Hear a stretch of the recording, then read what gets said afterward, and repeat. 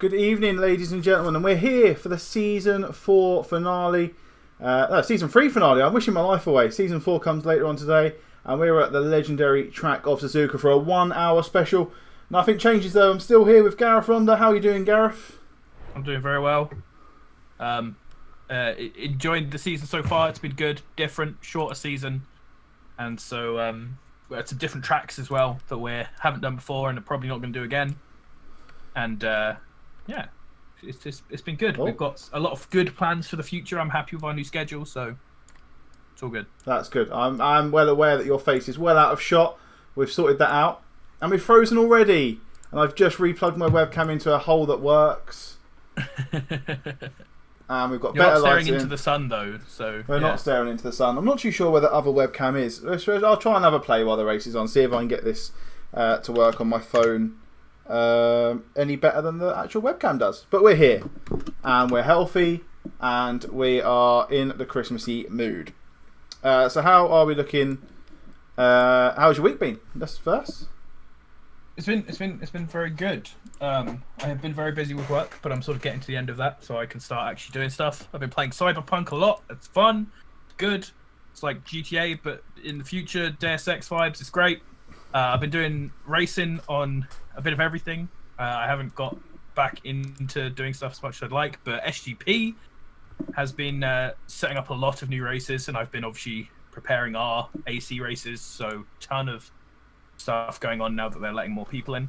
And the races on Friday were pretty good overall. I was pretty happy with how it went. Suzuka's a fun track to watch. Yeah, it's really fun. So I hope seeing some more consistent guys on it is going to be really exciting. Yeah, definitely. I mean, I feel like I've not done enough racing this week, and now I'm off for Christmas. It's the perfect opportunity to shamelessly plug the 10 Days of Christmas, which starts today. It's a 10 Days of Christmas event. Have I even got a slide ready for it? Let's have a little look. What we got here? No, that's Zolder. What we got underneath Zolder? No, that's Season 4. That's for later.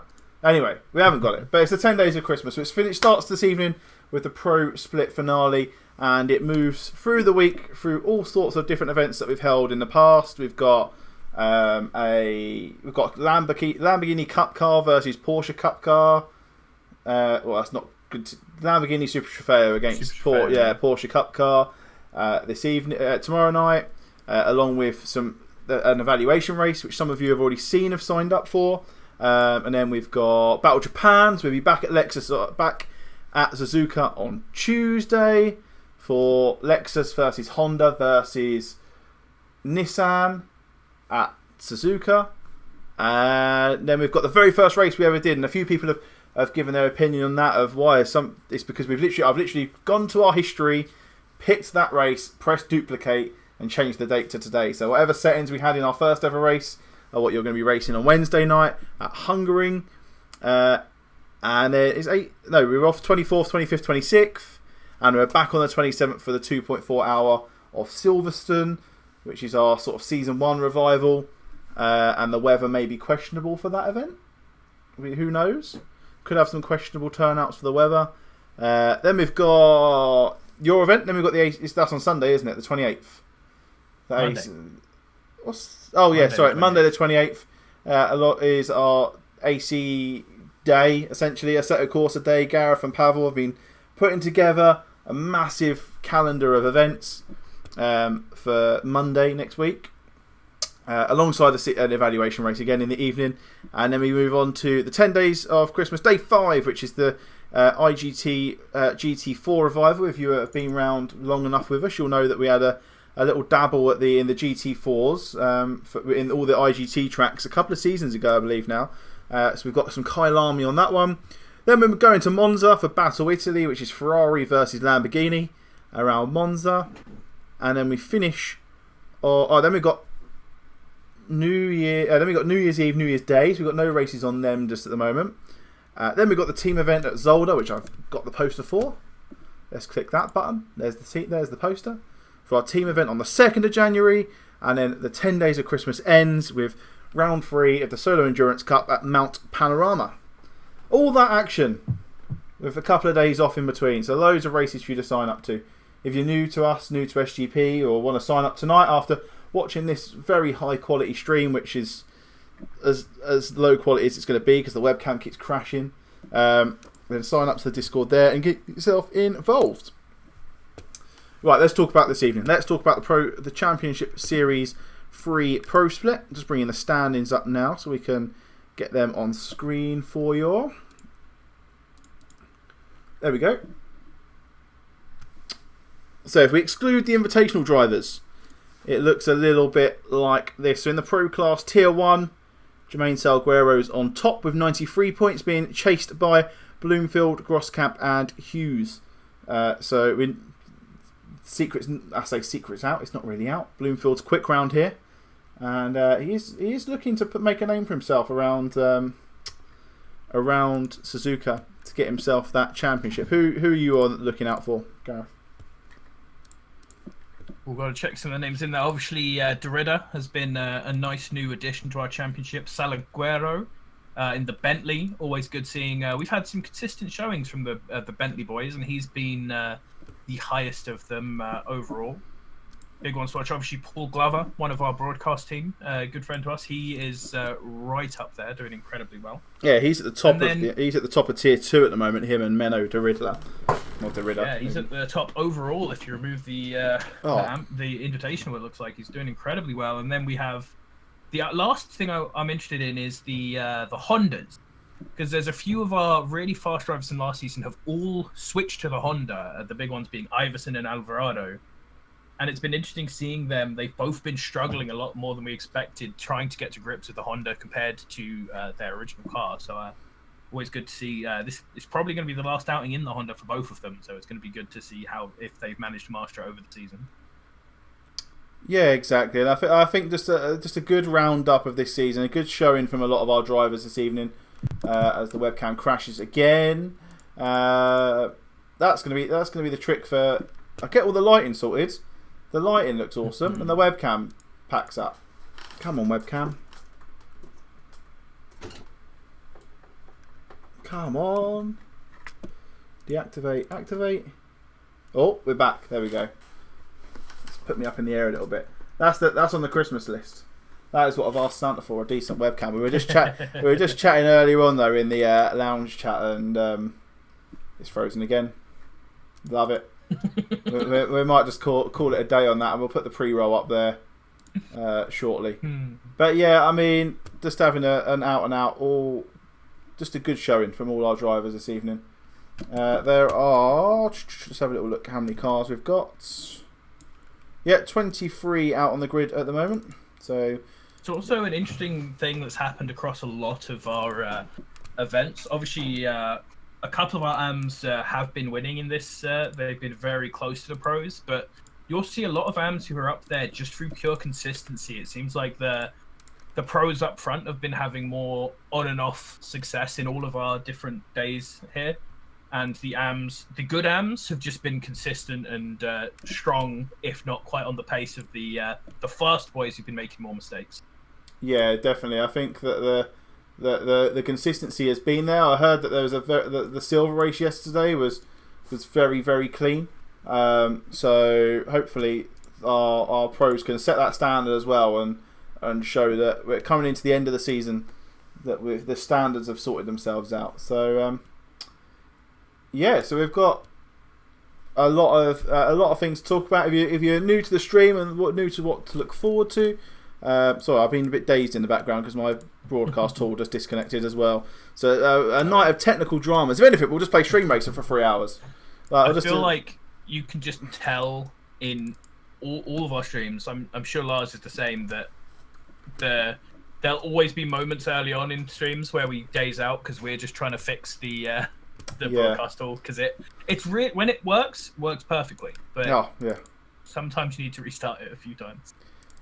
Yeah, I think we pay the price of. I'd rather have 2 people chatting to build up that commodity relationship, feel like I can get a conversation going, instead of one person just monotonously forcing out an opinion all the time, over having a broadcaster and a commentator, which would make it everyone's life a lot easier if someone was in the background doing all this, and it could certainly be done, but we just don't have the staff. I've definitely learnt to just throw to Stefan more when I'm struggling, rather than trying to do both. Yeah, and Your you brain has some limits. And you definitely realise when I go quiet, because it's not very often that I go quiet, that something's wrong somewhere. But yeah, it'll be good fun. And I mean, going into the end of this evening stream, like I said, we just said about Stream Racer. We're going to play some Stream Racer after the race. We're gonna have the race. We're gonna talk about season 4. Then we're gonna do some Stream Racer while I wait for SGP to update, and then for me to manually update the scores for everybody. And then we'll be back with the podium and the celebration, and see who we're distributing these lovely. Where's my ACCSS t-shirt? These lovely ACCSS t-shirts, which I could have done a Blue Peter wise and had it prepared earlier, but I haven't. So we're about a minute away from free practice. You'll stop having 2 babbling idiots on your screen, or at least one, me, the babbling idiot, on the screen shortly, and we'll move over on to qualifying. But let us know in the chat who you're looking forward to seeing take the win today. In the meantime, we've got predictions. We can make some more predictions. Who should we do one for the qualifying? Start prediction. What we got? Oh, who will out-qualify whom? So, have I muted you? Have you muted? You've muted yourself, I think. Right. Are you back? I fixed it. There we go. Have I fixed it? I fixed it. You fixed it. So we're going to start the predictions off early doors.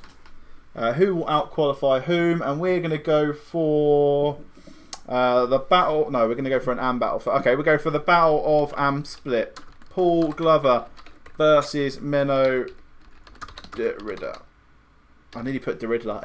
It got stuck in my head, and it's just there now. Like his name is Derrida, but I called him. Interesting. Looking at the practice so far, there's a lot of obviously, you know, not everyone tries super hard in practice, and some people do better in practice than when they got the stress. But there's a lot of interesting names, and especially cars up at the top so far. We've just had a Ferrari ruin it, but we had Audi, BMW at the top of practice for a while there, which is nice to see. It's a bit different. Yeah, a little bit different to see the Ware and Horrier battle. It'd be interesting to see, actually. We could have had a look at that, but I forgot to have a look at how those two are getting on, because as well as the Honda battle, we've got the BMW battle, which Ryan Ware's winning at the moment by 10 points to Benjamin Horrier. Yeah, they've both been quite near each other on track a lot of the time, and they've both been pretty consistent, so it's pretty tough fought, but Ware just being slightly faster overall. I'm just doing my prediction for who will out-qualify who, because I've only got 468 wife coins, but I have put them all on Menno Derrida. So if you've not seen this feature before, you can see at the top of chat who will out-qualify whom, and you can predict all your precious wife coins away, and yeah, that will give you access to that.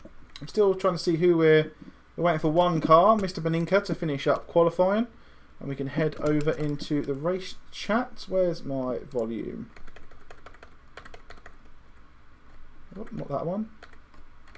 Not that one. Oh, there we go. We're just ticking over now into qualifying. It's going to and as we're going over into qualifying, we should remind you all that we have the pit lane live up. So exclamation mark timings in the chat brings up our live timing app. Who is the fast cut first? The fast cut out. It looks like it's Mr. Straza.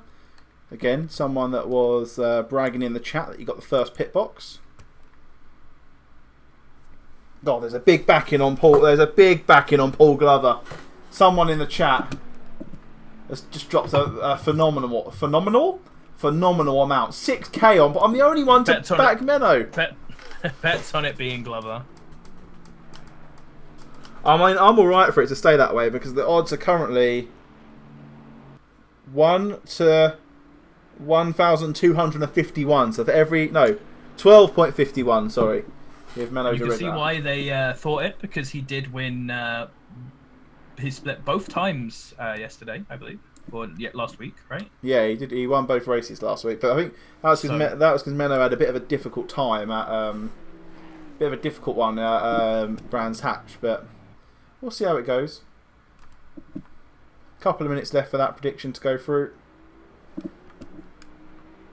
I'm going to bring the stream up here so I can see you wonderful chatters. And we're into it then. So Julian Strauss coming through Spoon. I'll let you talk through his lap if you wish. Yeah, absolutely will, as we're coming up onto the back straight, essentially, with the other pits.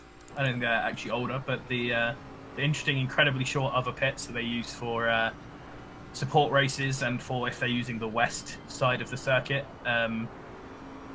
as an individual track. And now we're coming up to the chicane, the famous hairpin, and he's got to get a nice launch out of here, the Casio Triangle, to get and run down the main straight past the famous the Ferris wheel.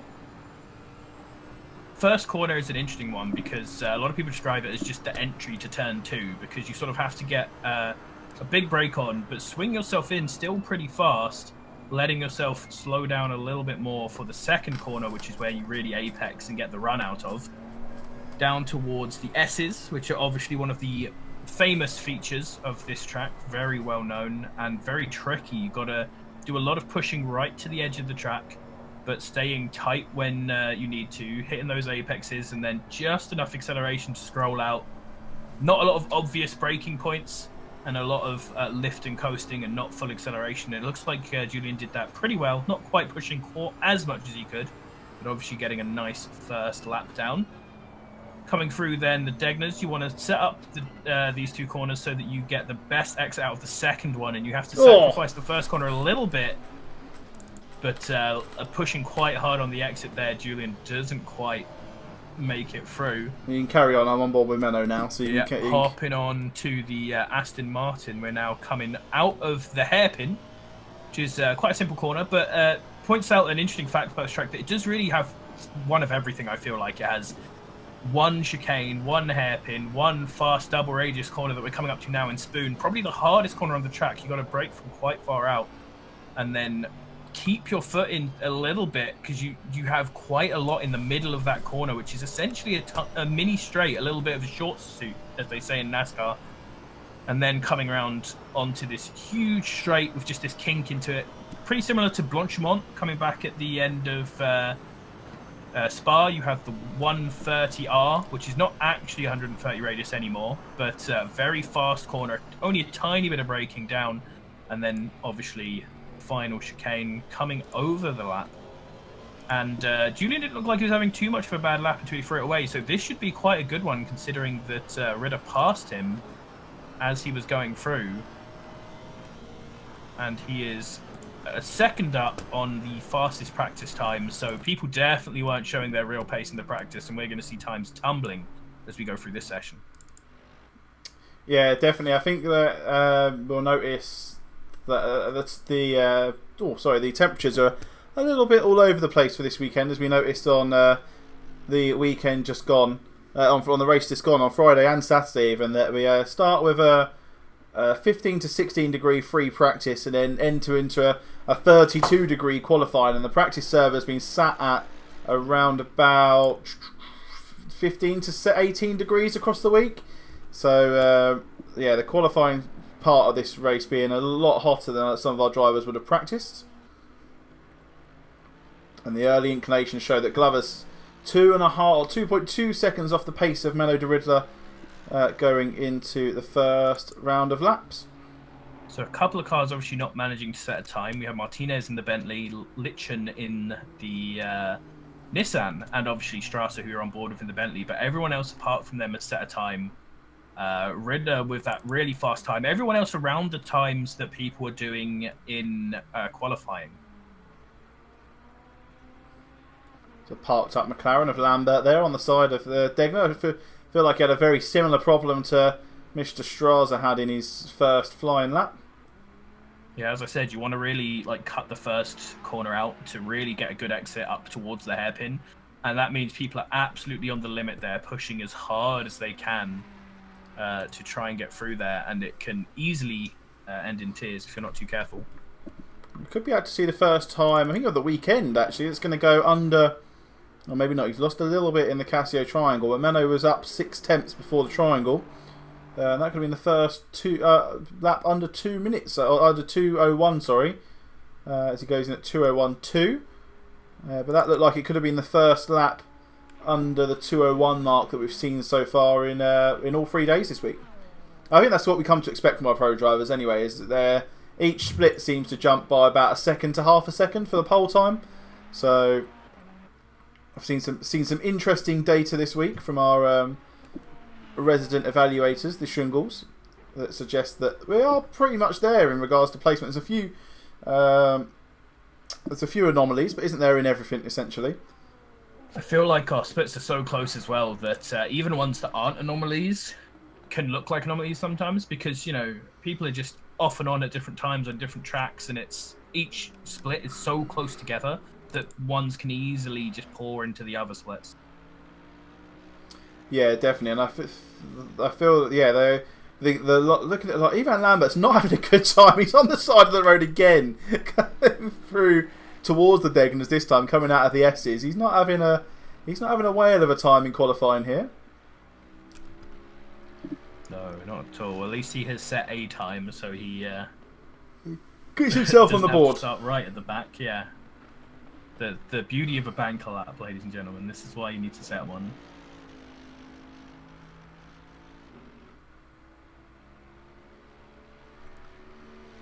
Just 7 minutes left. Everyone seems to be improving through the entirety of the lap, and then everyone seems to be losing it right at the end. It's really frustrating to watch. Yeah. But Xanten obviously coming through the next one, looking to set a better time, is up and has not.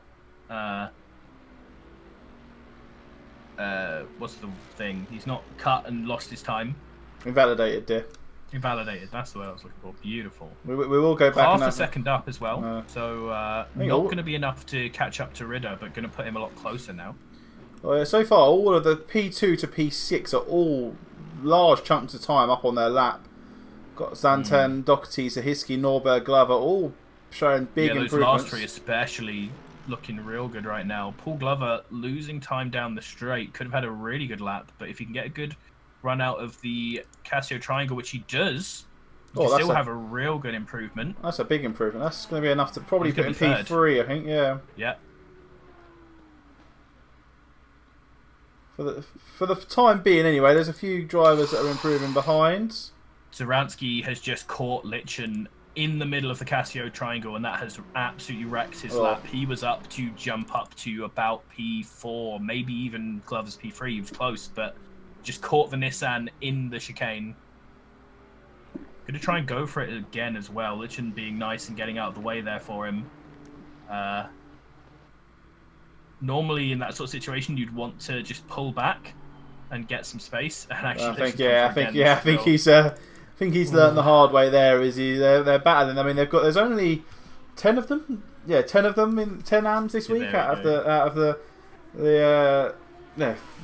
25 that signed up. There's only 10 here this evening. And that's what happens, man. Even if people let you pass, they're not going to let you stay past if you make a silly mistake like that. So you've really got to make it stick if you're going to do that, and pull away from them so you're not ruining their lap, or just back off and give yourself more space. And I feel like a lot of people, that's something that we still see, even our pros getting really wrong, is spacing in qualifying. You always hear pros complaining about, I was too close, keep catching slower cars and ruining my lap. But watching someone like Zaransky now, you just see he has plenty of room behind him, and he's not leaving it. A lot of our drivers do it, where they just don't back up. And you really should. Good advice for you out there. Yeah, you definitely should. We are missing about half the grid this evening, that's what I'm looking at in the background. I'm just trying to work out where everyone is. So there's 39 in the championship. Yeah, all the drivers that are driving the 9 hour though are here. Alvado's here. Steve Hughes is here. Oh, Ollie Venner isn't. Ollie Venner was here earlier. Is he here? He's sitting in the server, yeah, he's here.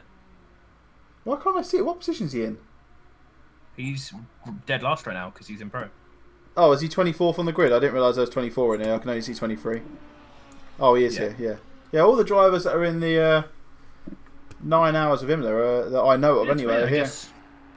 Yeah, possibly Rona, although, if they're English, that's no excuse. Cause, You got to stay inside right now. I mean, maybe all of our other drivers are from Cornwall or something. The safe haven for. Has Julian set a lap yet? Oh, he hasn't. He's the only one not to set a lap so far. Martinez comes in at P5. Lechin dives off in the S's as well, so not looking like any improvement's going to come soon. It's been quite a dead qualifying, honestly. Like, apart from that little burst of improvements we've had, everyone basically set a lap and then has just rolled around and been stuck. And it sort of shows how Suzuka at the limit is such a tricky track. Like, you really need to be on the limit in so many corners to get that extra time. And because you're on the limit in so many corners in a row, you're more likely to make a mistake. There's no easy corners here which you just flow through. That's why a lot of real drivers love this track so much. Yeah, everyone's started to slow up now. No one's really found improvements. I feel like Zahinski catching lice in there as I've not seen him improve since. So I think that you know, when you have the lap, I think that must have I think that was the lap. I think yeah.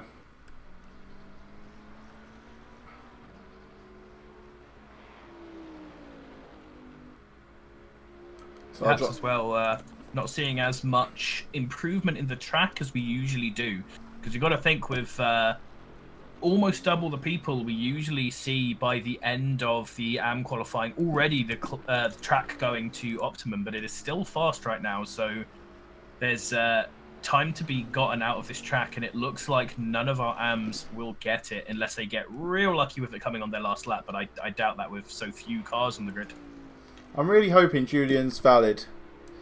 He's running out of opportunities here. This is going to be the penultimate lap for him. He is not valid. Oh, he's got that's the worst.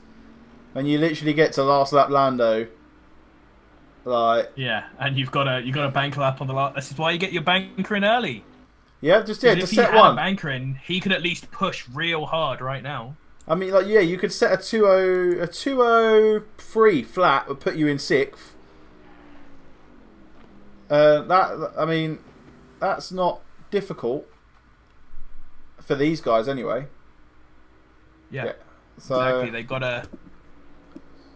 I mean, we're currently seeing that my push lap would have put me at P2 at the moment. That's how much time there is to find these guys.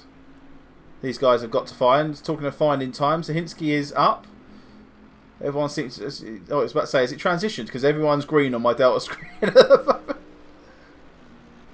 They're either just starting laps or Yeah, it has not, but everyone is suddenly green. Zarinsky, one of those who seems to be on that lap again, getting a little bit wiggly coming out of the hairpin, but still up on his time, so that's good to see. Zanton and Riddler also pushing, along with Lambert. Keeping an eye on Julian as well. He is he's losing bucket loads of time, but he hasn't cocked it up yet. He hasn't invalidated, which means I'm pretty sure now he's in that bad situation where you haven't given yourself a banker early enough. So now you just have to do a slow lap as your last lap, which is the worst feeling in the world. Because he's actually set a lap time that would put him at least above Litchin, right? Yeah, and he's never had a... He needs to be up. He needs to be sort of looking at Doherty Martinez drivers level. Are leaving now as well. Yeah, he needs to be looking towards sort of he needs to be looking at sort of like Doherty Zahinski level. Zahinski finds 2 or 3 attempts, that puts him up there, whereas Julian just invalidated. I think Julian's just invalidating Casio. Nope. Is he not? He's good. He's good. So he's at least going to get a lap in. That's good then. All our drivers then returning to the pits, as they should be, as Straza comes in 4.2 seconds off the pace. And we move on to our Tier 1 drivers. And the first driver out, no surprise there, is Mr. Bloomfield.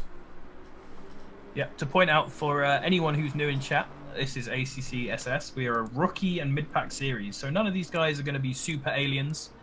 We've got our fastest drivers coming out now in Tier 1, which is the pro division of our pro split. Name's going to be changed for next season, obviously, but we're gonna get to see these guys hopefully set better times, because it has been a little bit slow so far in terms of times. As Dan said, his lap time, which really should be in sort of one of our middle splits, would put him pretty far up so far. Just starting another prediction. Just paid out the first prediction, so we're just starting another one quickly for the pro split. It's between Ashley Bloomfield and Jermaine Salguero. Yep, Collis in chat says a good point as well. The track is still not optimum because we have so few drivers compared to how many we've had in other splits. It's taken a little more time to rubber in, so that is going to slow everyone's time down just on the face of it already compared to laps like Dan's. So here we go then. Bloomfield about to start his first flying lap. Like I said, it's still under fast, so we can expect to see somewhere point towards maybe a 201, 202. Maybe these guys could sort of match the Riddler. That would be probably ideal for most of these.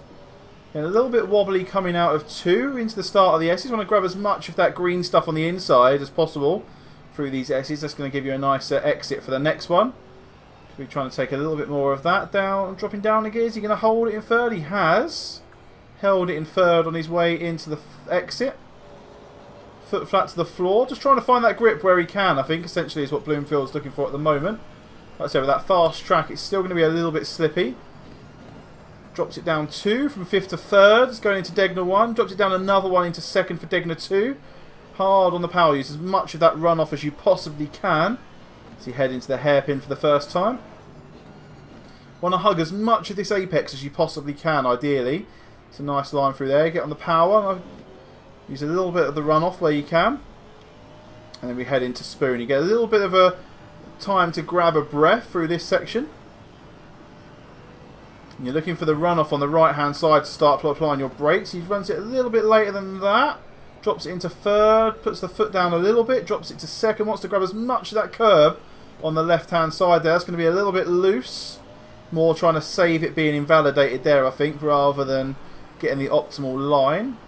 Head through 130R. Let's see if he lifts or drops it down a gear. The track's just crops over to optimum. Little confidence lift. Oh, he's going to be a little bit wide. I think he'll be alright there. And then as late as possible onto the brakes into the Casio triangle. Finds himself in 2nd gear. And then foot to the floor to come across the line. And it's a pretty solid lap there. There's definitely time left on the tarmac for him to pick up. Goes straight in at 2nd with a 201.4 even. Salguero managed to ruin his lap about halfway through, and so has been just trying to warm his tyres and let people pass safely. He's now going to be going for his first lap, but everyone else that I had a check on seems to have their lap times count, so we're going to see a lot more people added to the list now. And sort of points out how slow the pace was initially, in that we have so many of our pro split drivers already just leaping to the front of the towards the front of the timetable. Yeah, definitely. I mean, they're gonna find big gains here. Joseph Schuster slots himself inside. Thomas yet to set a lap so far. Oh no, Thomas hit third there. Yeah, just hit it. Didn't realise how far down the line he was. And normally what we see is that our pros take a little bit of a while to get past our AMs. So, you know, the first few laps, they still have to build up to our AM speed. But only Ritter is ahead of pretty much most of the pros, right? Yeah, Van Zanten's down in P8 at the moment. Everyone else is pro or invited. So just to go through the colours, it's a little bit different in our Pro Split Sundays. The silver drivers, you can see they're there. It's only Shane Thomas that's here this evening. They're invited drivers, so they are a mixture of drivers that have won previous championship series. Shane Thomas was our Season 1 winner. Or some invited members of communities that we get along with that just want to come and have test the waters and see what our community's like. If we worked with them in the past, we might invite them to take part in one of our races. So they don't take points away from any of our regular drivers. And then we've got the whites, which are the pros. They're Tier 1. They are some of our fastest drivers that we have to offer at ACC Sim Series. Remember, this is a rookie community. So they're the fastest guys we have, but as Alvaro catches the inside of 130R, so does the AMG behind. The AMG joined him. I think that was 14 of Venner. I could be wrong. No, I think it might have been red. I think it might have been Venner behind. They both caught the they both caught the what was it? The curb on the inside of 130R. Yeah, feel free to join, Shiny. We've got a few community races and evaluation races. You can put your time against other people. Bloomfield, the first one then to hit into the 2 minutes. I think Shane Thomas is about to follow him here. If you are looking at this and thinking it looks too slow, then you probably are too fast, and that's okay, because the whole point of this league is to keep people who are too fast out so that we can have a nice place just to learn for mid-pack drivers. And when, like we said, Thomas is here as an invitational because he's been banned for doing too well in our previous seasons. And the idea is now for him to roll out and go to some of the more open leagues, your RCIs, your sim grids, whatever, and compete where the real aliens are. Yeah, the proper speedy boys.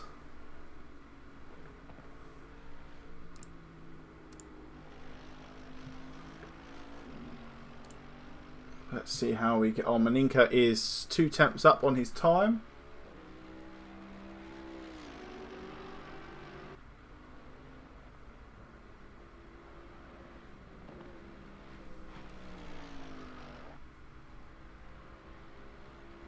I feel like he lost it a little bit there coming out of 130R, but he's managed to hold some. Nice smooth run through the Casio Triangle. That's ideally what you want, as smooth as possible. Is there anyone left to set a lap? Salguero and Alvaro still not set a lap. Salguero is one of our predictions for this evening. There's only 6 minutes left of qualifying. And he needs to have a good qualifying in order to... Oh, Anthony Tahost is down there as well. Is Salguero valid?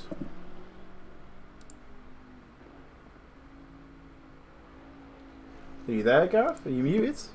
Yep, I'm here. Oh, that's right.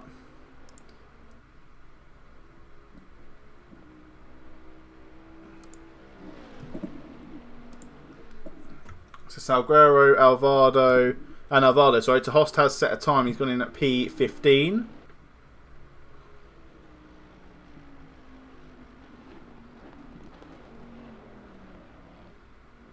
So we've got Bloomfield on a 2 minutes and 0.825 so far.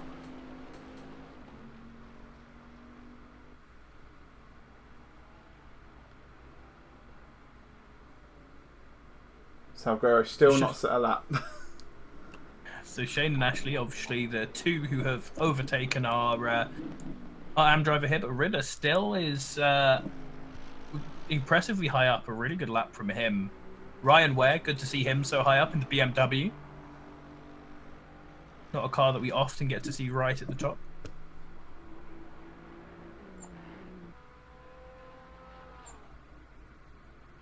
Who have we got just to set a lap? Alvarado and Salguero. Yeah, we're looking at Shane Thomas at the moment. He's 2 temps up going into the hairpin. He's lost a temp through the S's.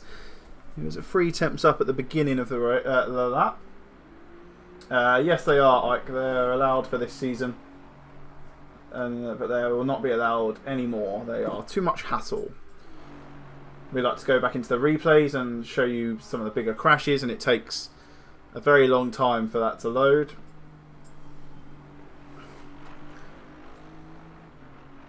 And it's a big old load on some of our broadcasters' computers. Anthony Tahost is 7 temps up. He's a little bit further up than Blue. Oh, it was Tahost that must have lost it through 130R, because that car looks very similar like the one that did. He's going to find 7 temps there. It's going to be enough to put him up near the BMW of Horiot. Or Horiot. My webcam can't handle it. It just crashed again. I've just seen the light go off. I can handle it. I run all the liveries for all of the splits and the SEC. Bloomfield's found a 10th. Oh, we're looking at Thomas, weren't we? Thomas is... even the best PCs that any of our people have still takes an age to get into replays with custom skin liveries on, unfortunately. Well, we wouldn't allow customs on Lexus anyway, unless you want to play for the lawsuit when they come trying to sue me. If you want to do that, feel free. Salguero's still not set a lap time, but this could be the one, actually. He's about to come to the line. No, it's not. He's 5 laps in. He's going to be at risk here, because he needs a good result. He needs to be... Well, Bloomfield needs to finish 2 places ahead of Salguero to take the championship.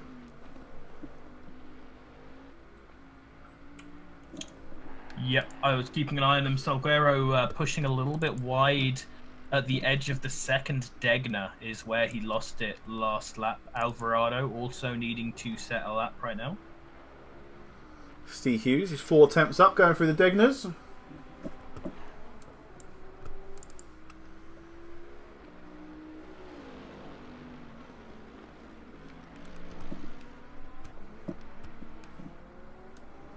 The thing is, Salguero's laps have been fast. He's on a 2:01 knot. He's about a second off the lead, which put him...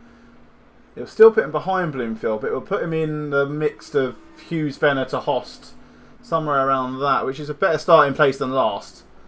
Maybe not in the split on Friday, but looking at the standard of the Silvers and the standard of the Pros so far throughout the season, there's not going to be... tempting fate here.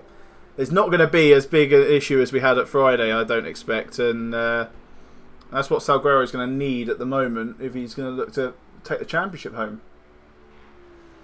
Hughes There's still... a Mercedes at the edge of the track who's spun out again. I think it's the same guy, De Horst, right?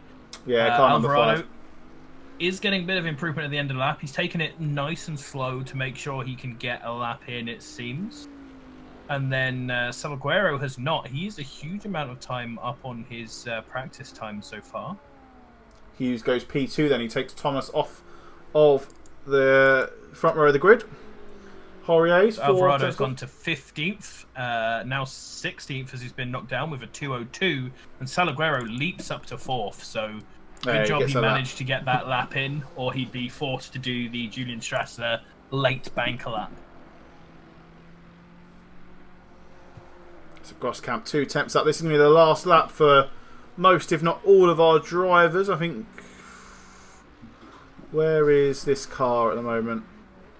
Yeah, so Groskamp will be the first to get the checkered flag, I think.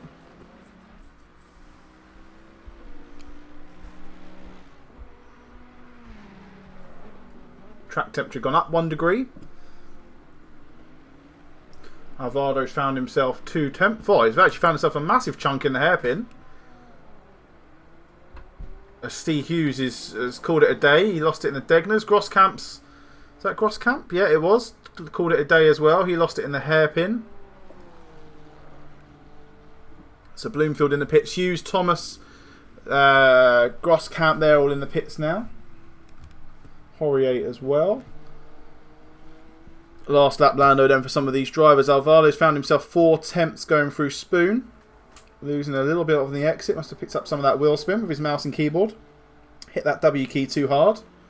Got the rears flared up a little bit. Ooh. Okay, it was actually really close there, but Schuster's going to come into the pits anyway, so he's giving up. And Ollie Venner is not going to make it to the line. The time has just ticked over. So he's not going to be able to do another lap. This is his last lap, and everyone else we have is on their final lap. Alvarado coming across now with a decent improvement. Jump him up to 14th.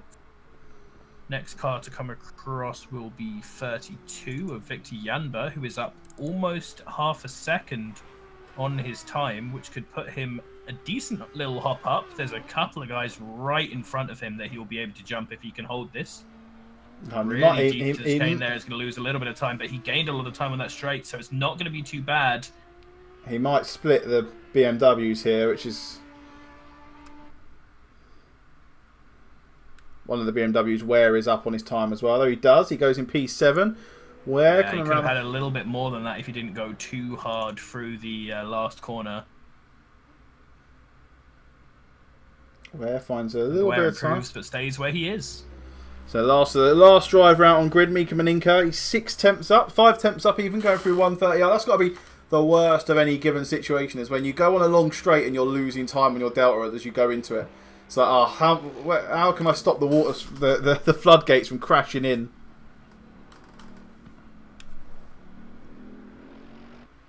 It looks like Bloomfield has outqualified Salguero, so we can pay that out as well. 86% of you back in that.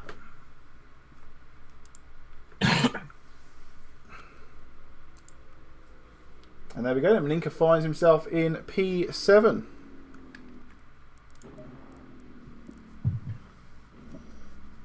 We're just waiting now for the grid to swap over. We've got Bloomfield, Hughes, Thomas, Salguero, De Riddler, Ware, Maninka. De Riddler finishing 8 places ahead of Van Zanten, the next closest AM driver.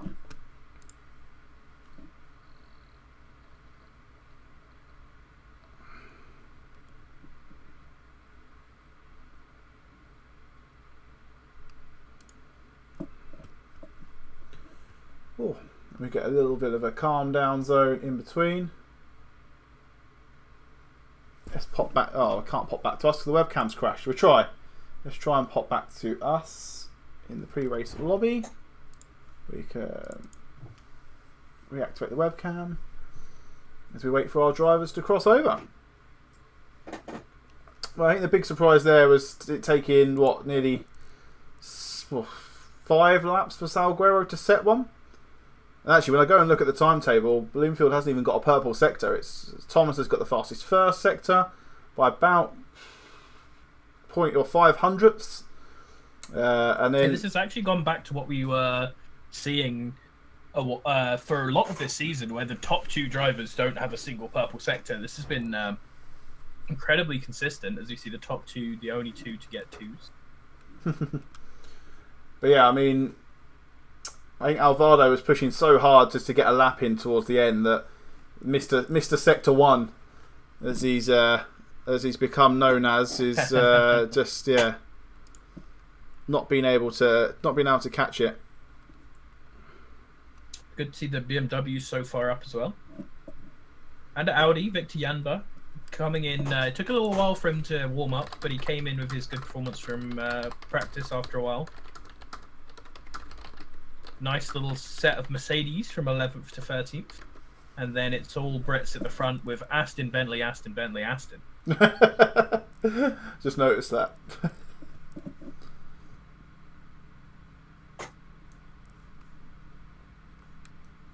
But if you are seeing what you want to see and you want to sign up, we'll be there just pumping in the sign up code. And if you're interested in watching the live timings for... if you're interested in seeing the live timings even for today's race, then you can hit that exclamation mark, that link there for exclamation mark timings. And to answer the question in the chat, the Lexus has got a lot more popular with the recent BOP, and this league started just after the recent BOP, so people didn't know as much what was the sort of meta, as it were. At that time, so I'm expecting we'll probably see more Lexus in our next season, which will be starting at the beginning of next year. As we go, so I was about to say our penultimate, but there's only one race. Our final race of the season. Then go for a little quick grid walk. Then we're going to have a little look around. We've got an hour-long race this evening. And we'll set the prediction. So if you have a little think of a prediction for me as we go, Gareth, that'd be great. So we've got Bloomfield on P1, Hughes in P2, Thomas in P3, Salguero P4, De Riddler in P5. The pole position for the AMs, where Maninka, Jamba, Horia, Grosskamp, Venner to Host. Expected to see Venner higher up the order, if I'm honest. Van Zanten, Alvarado, Glover, Joseph, Norberg, Martinez, Sahinsky, Doherty, Schuster, Lambert, Lysin, Straza. Then Straza obviously having to find that banker lap towards the end. That's going to be our grid for this evening.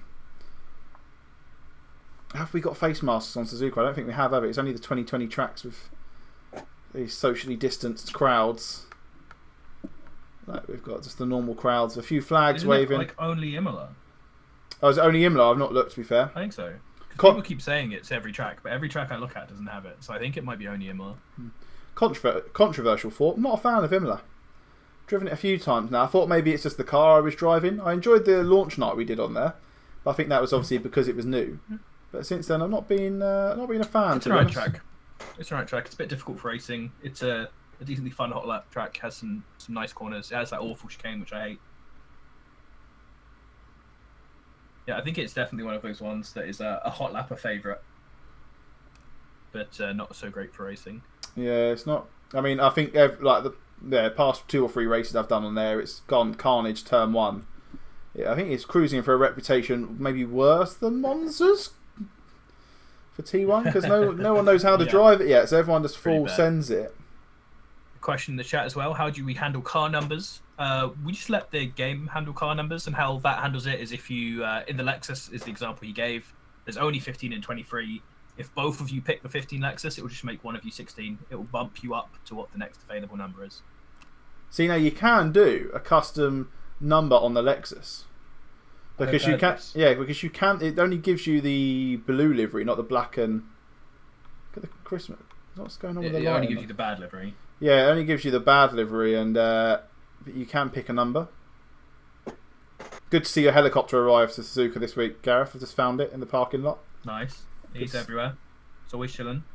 This is how Gareth gets to races, by the way. It was there at Paul Ricard, Yep. It was there at Brands Hatch, and it's here at Suzuka, and the only remaining constant so that me and you are here, and you've been here since Friday, so I know I definitely didn't get a helicopter here. Yep, that's me. Man can't even afford worn my Coca-Cola t-shirt because then it would have fit with the branding on the Ferris wheel as well. Just realised I'm using the controller and I've got one hand on the controller, one hand on the mouse, like doing the movement with the left stick, and I was using the mouse for the right stick. But I'm like, why don't you use the right stick? Because mouse and keyboard for the win. Yeah. Blue livery does suck. I'm good to see that people agree with that. We all wish we could be a bit. Very glad to see that this season we've had a lot more Lexus running the better, darker liveries. Fantastic looking things. So our engines are starting to run, so we must be near the 30-second mark. You can see Webby in chat hyping the Lexus. I've seen a lot of people talking about really liking the Lexus and more than they did before, or rediscovering how much they liked it. So I definitely think we're going to see a lot of Lexus and a lot of Mercs next season. You'll be seeing a Lexus in the hands of me, that's for sure. Yeah, there we go. I was going to drive a Merc this season, but didn't end up doing it. Well, you'll find out after this race when we do our season 4 information that the weather system is changing a little bit for season 4. Ooh. I mean, it's not like massive, but to be fair, as we've seen this week in Discord, that small things get blown way out of proportion. So, right, prediction time. What did you go for in the end? I've got. Did you think of one? If not, I've got one. I think where Horriet is a good one. All right. Just stick with the BMW battle, unless you got something better. Because I was going to have Will Venner survive. Will Venner survive? That's rude. Right, where? I feel so bad that we have 24 people on this grid. It's the absolute worst number to have because you can see every driver on the grid except one. Poor little Julian Strasser is just lost at the bottom of the grid. Right, there we go then. I've started the prediction because I just have a feeling that the Ware Horrier battle is not as big as seeing if Venner survives the race. So I want to point out as well, I've become more and more of a big fan of the in-game liveries. Yeah, so have I. Just picking them, and they're so nice. They're more interesting than the custom ones you can make in game. But the custom ones you can make in game, you can have the nice lights, and in a proper night race like this, it is nice seeing those. Just I think some of the 2020 cars have got the LEDs on there, I think, haven't they? But I don't think you can decide whether they do. So you have to find a livery that does have them. I think it's the liveries that are from 24-hour races have them, I think. Yeah. From endurance races that obviously would have need them, like they keep them realistic, and then the regular ones. You can see Ware's one I just saw has it, and that's an in-game livery. I'm pretty sure. No, Ware's is custom. Just a well, I only remember that Ware's is custom because when he sent it to me, the folder was called Dan Terry Nudes. So, nice. I mean, Venny, you can be offended, but you know it's legit. You know, don't be offended, Venner. Just prove him wrong. You know, there's a 50-50 chance of it going either way. I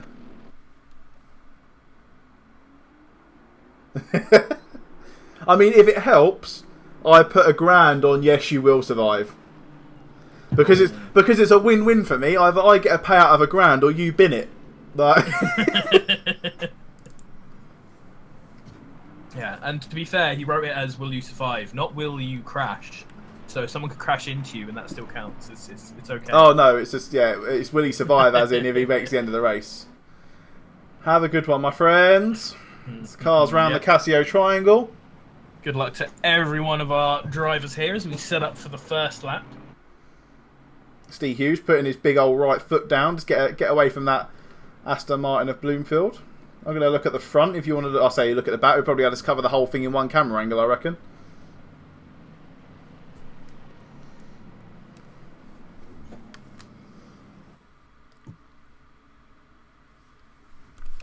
I'm going to stick with Glover for the first couple turns, maybe. Get a good view of the back of the grid. As we head across the line for the start then of ACC Sim Series Pro Split Finale. Bloomfield gets a good start. So does Salguero behind as well. Thomas getting a little bit of that turbo lag from the Aston Martin. Oh, Salguero's caught Hughes on the inside. That has sent Hughes spinning all the way down towards the back. That's a big tap coming from Salguero then. The rest of the cars look clean. Glover grabbing a little bit of dirt on the inside. Norberg. Back of the field was clean until Norberg just rammed into the back of Alvarado and then gets tapped on the side as Alvarado's trying to catch it. Oh, it's a little bit of 50-50 there. One tap from Norberg and then Alvarado saying see you later on the way back. So Salguero then eager to get that position from for Bloomfield, but I don't think he's going to get it. He's going to pick himself up a penalty. There was a swift intake of breath there, and I was trying to look on the map as to where it was. Lambert just, I think it's Lambert, just lost it, and it looks like he threw it into the wall. He's still ahead of Strasser at the end, so he collected it pretty quickly. He might not have hit the wall. He looks pretty clean, but I just saw it at the corner of my camera, and it looked like he was heading straight for the wall. Doherty just caught Schuster, who just got Norberg into the hairpin. Come on, lads. Let's have a little look how these championship battles are going then. So Bloomfield is ahead of Salguero at the moment. We're yet to see what sort of penalty Salguero is going to pick himself up. I expect it to be somewhere towards the 10 to 15 second mark, just due to the fact it was in the turn 1 area. It only took Hughes out, and Hughes didn't collect anybody else, but it's still significant enough to pick that sort of penalty up. Then we've got Menno de Ritter finds himself in P4. But Paul Glover down in P13, and Glover needs to finish within 2 positions of de Ritter to guarantee that championship win in Tier 2. Obviously, if you're new here, but you've watched a lot of motorsport, you might, as Norberg just dives down on the inside and causes a havoc at the Casio Triangle, absolutely takes one of the Audis out. I think it was Paul Joseph there. You might be thinking, normally, lap 1 incidents aren't taken too harshly, but as a way to try, because this is strictly a rookie league, we're trying to clean up first laps by having harsher punishments for them. And Norberg will probably get himself a pretty harsh punishment as well for that mistake there into the chicane. Steve Hughes then trying to grab his way back through the field. He's made up 6 or 7 positions through the first lap alone, more likely due to the Norberg incident that caught a few people by surprise. He's trying to get past the back. So he needs to get past these two as past Schuster as quick as he can, because Schuster's sort of corking the bottle of this little group of cars, and there's a 4-second gap going up to Sahinski in P15, and you don't want to let that gap get, as we saw last night even, sorry.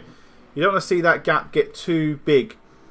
Because we saw that, well, it was Jack Winter, wasn't he, trying to grab himself all the way back through the field, and eventually the gap just got far too significant for him to even consider getting anywhere near there. So the front guys all still on a train. Good to see that Ollie Venner's still surviving, plodding himself along there. Maninka's got himself ahead of those guys. Oh, he's got himself ahead of, yeah, both of those. Ryan Ware, yeah. Yeah. Ryan Ware's looking a little bit weak on this as well. Venner's really pushing up behind him, super close. Going into this fast corner there, needs to stick up close though, and he compromised his own line there a little bit, which can often be safe for braking, but I think put him just a little bit off so he couldn't dive into the hairpin, but he's got a nice run out the hairpin. Depends how much he had to lift off there to avoid the back of the bimmer, but he's going to look for a run there. He doesn't want to pull out too soon. But he's reasonably close. He's got the grunt of that Merc. Yeah, I think he had to quite significantly lift to avoid that there, and he's not going to go for it. Going to be patient and leave it till the next lap. Where is Yamba? I have a feeling Yamba has hit the pit entry wall. He has just absolutely dropped down. Yeah, he has. And he's spun around on the pit straight there. Absolute, just super frustrating. It can often happen. Obviously, we're not sure how it happens, and we're not going to go into the replay because of the aforementioned coding bug. But it's easy to do if you just come through the exit of the chicane, get on the accelerator a little bit too much. It can spin you around towards the pit lane, and hitting that pit wall head on is real painful.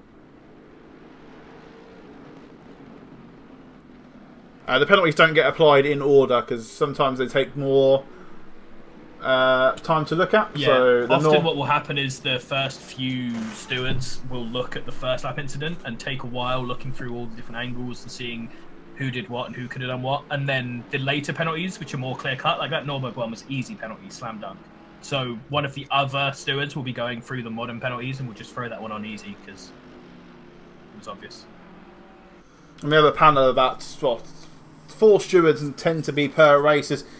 Venner shows the outside of the corner to Ware. Doesn't have any contact, but Ware just being more aware. There, puns. That's what we like to see in a few puns.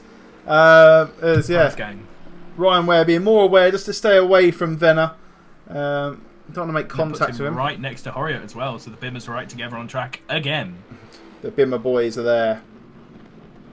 And talking about like these guys driving next to each other again, the more drivers racing the same grids together, the more trust is developed. So Horiet now, these guys have been battling for 3 weeks now, Horiet and Ware. They've been side by side from Paul Ricard to Brands Hatch to here. They'll start developing a bit of trust between each other and knowing how far they can push each other.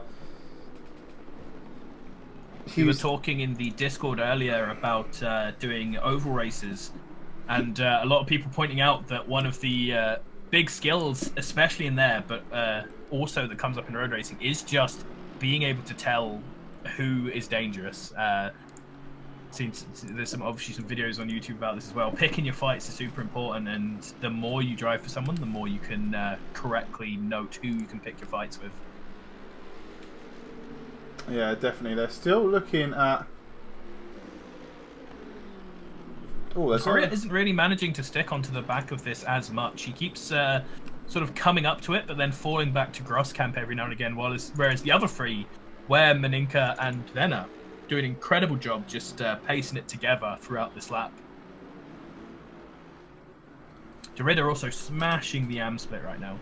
Oh, I think he's about to have a bit of bolster added to him, because it looks like Derrida, Norberg, and Salguero, as well as 112, who's that? A Docketeer, all about to receive a few penalties. Yeah, as soon as the first lap incidents have all been wrapped up by the stewards, you'll see a ton of penalties drop in from that, as we see Salguero getting 10 seconds. Venner then looking to make a charge on the AMG brethren of Mika Maninka. Maninka's defending the racing line. Venner's got to let him go. He's going to start compromising that line even more than he did last time. So Derrida picking up 10 seconds. Salguero also picking up 10 seconds, and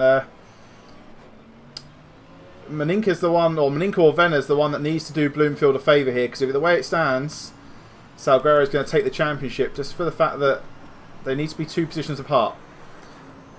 If Bloomfield wins, Salguero needs to come in 3rd, I believe, to win the championship.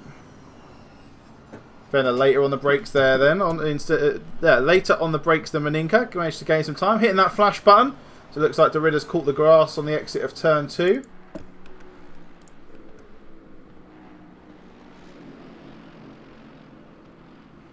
And this is a really nice little fight as well, right up the front, doing well. The other one that's closing in is Shane Thomas is actually managing to reel in Salguero, so he might be losing a position on track as well as from his penalty. Licensed in the pits then. I assume that must have been for damage. As our ever controversial topic of pit windows is not open yet. Yeah, Litchen actually backing out. So sad to see we've had both Janber and Litchen, both retirements already. And Strasser really struggling on this track. I think him and Litchen just clearly weren't on the pace this week for some reason, unfortunately. So Hinsky then closing up to the back of Glover. Glover needing to get the Sonic Gotta Go Fast music in his ears because he needs to catch up to Derrida. He needs to be within, did I say 1 or 2 positions of him? He needs to be... So I think as it stands, Derrida will be getting 40 points. That'll put him on 1, 2, 5. Glover will be getting 34 points. So Glover at the moment... No, Glover needs to catch up with Van Zanten. I think. Yeah, Glover needs to catch up with Van Zanten and take the position off of him to secure the Split Championship. Yep, so Norberg, as people have noticed in chat, is now up to 20-second penalties. Oh, as there's a spin at the front. One of the Mercedes Terhost has come together with Alvarado in the chicane there, it looks like.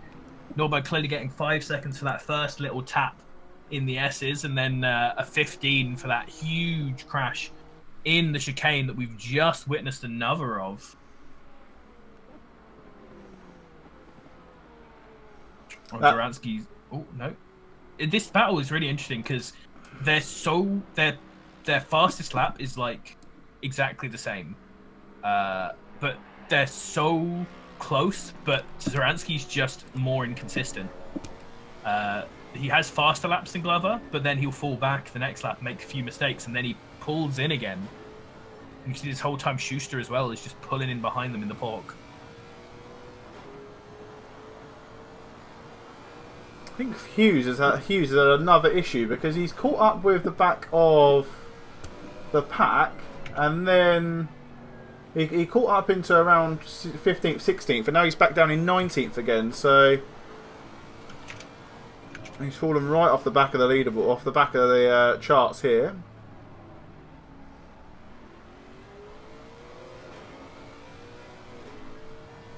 So Glover needs to get his head down now. It's 5 seconds between him and Van Zanten. He needs to catch him. And Thomas is actually side by side with Salguero right now. He's just got him out of Spoon. I saw they were getting pretty close, but they were even closer than I thought they were. He's got ahead before 130R, which is what you really need to do. This puts him in a safe position. And oh, Salguero, that's so typical of people who are feeling the stress there. Oh, he's caught the grass on the brake as well. He caught the grass on the brake into Casio and managed to get it slowed down in time. Yeah, that's a big one. That is such a thing you'll see all the time when people lose a position there, because it is possible to just take the slipstream through 130R and get the win there, but you need to be right on it through 130R. And so people push it a little bit more than they're comfortable doing, and it results in those just slight wide moments, which really threw Salguero behind. And now Ritter behind him has a 10-second as well, so he's not going to lose that position, but... yeah, it's gonna be a tough one because Venner is not that far behind them, and he has that where Maninka trained with him. Maninka having made a mistake and fallen back behind the other two. But these guys could easily get in position as we're looking at Glover still ahead of Zorinsky for the last podium positions in this. The Porsche right on the back of him as well now.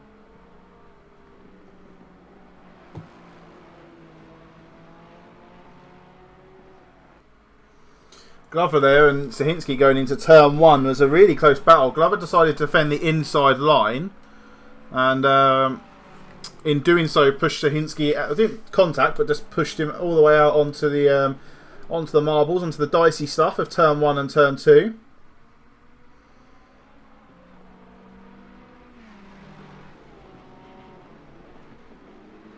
So at the moment it looks like, the Riddler's in first. Glover needs to catch Van Zanten. He's just losing so much time in this battle with Sahinski that he just needs to try and drop him. He's got loads of empty air in front of him. Just needs to try and drop him and move on through the rest of the race. It's the things. Zanten being more inconsistent means he's just pulling up and then threatening the pass, and then falling back and giving Glover a little bit more to hot lap. But Glover's never quite got the same pace as Saranskin when he's not making the mistakes, and so he's just sort of stuck here.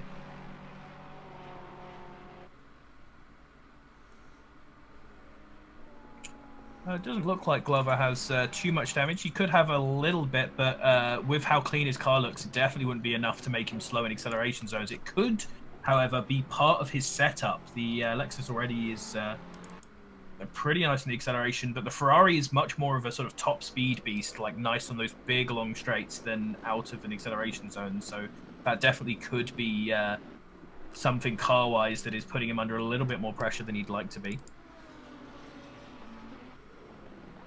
Mr. Hostas pulls over as well. I think Mr. Hostas is finding his way out of the race. Yeah, I saw a yellow on there, so it looks like he binned it at the last corner as well, right where Janbo was spun around. So we're down to 20 cars on the road going right now.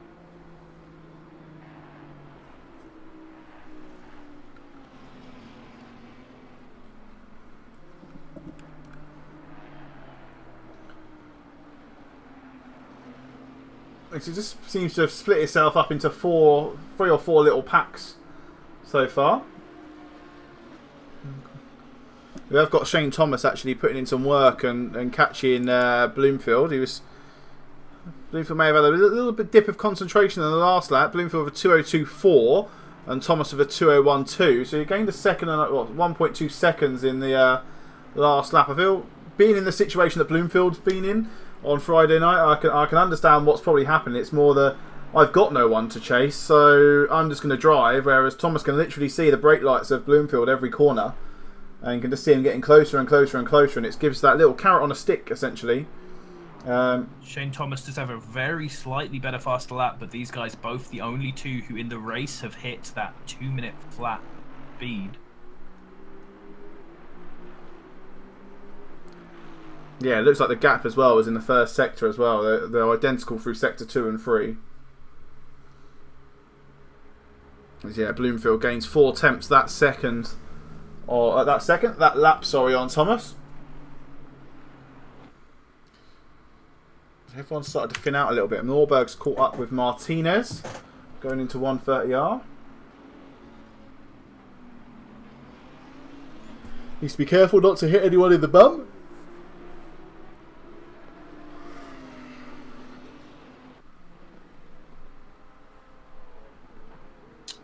Yeah, Norberg once again putting himself in a place where he has to fight back from the back of the grid.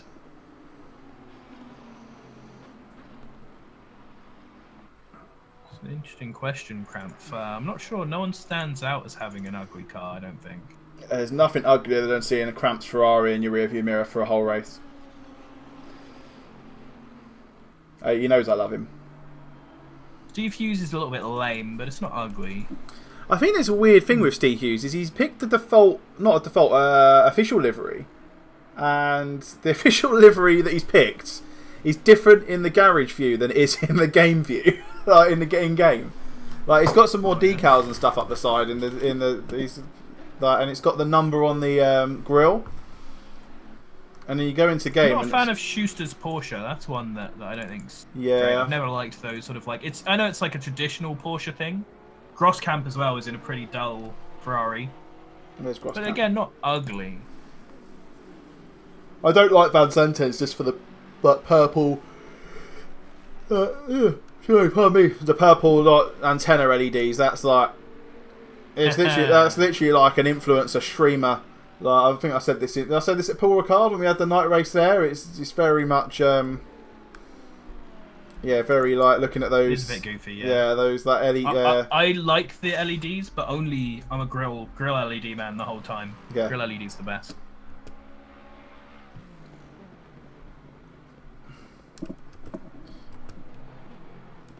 Cramp, I've put us both in tier 2 next season. If you're all right with that. So I can't be going up there on my own, so I'll take you with me.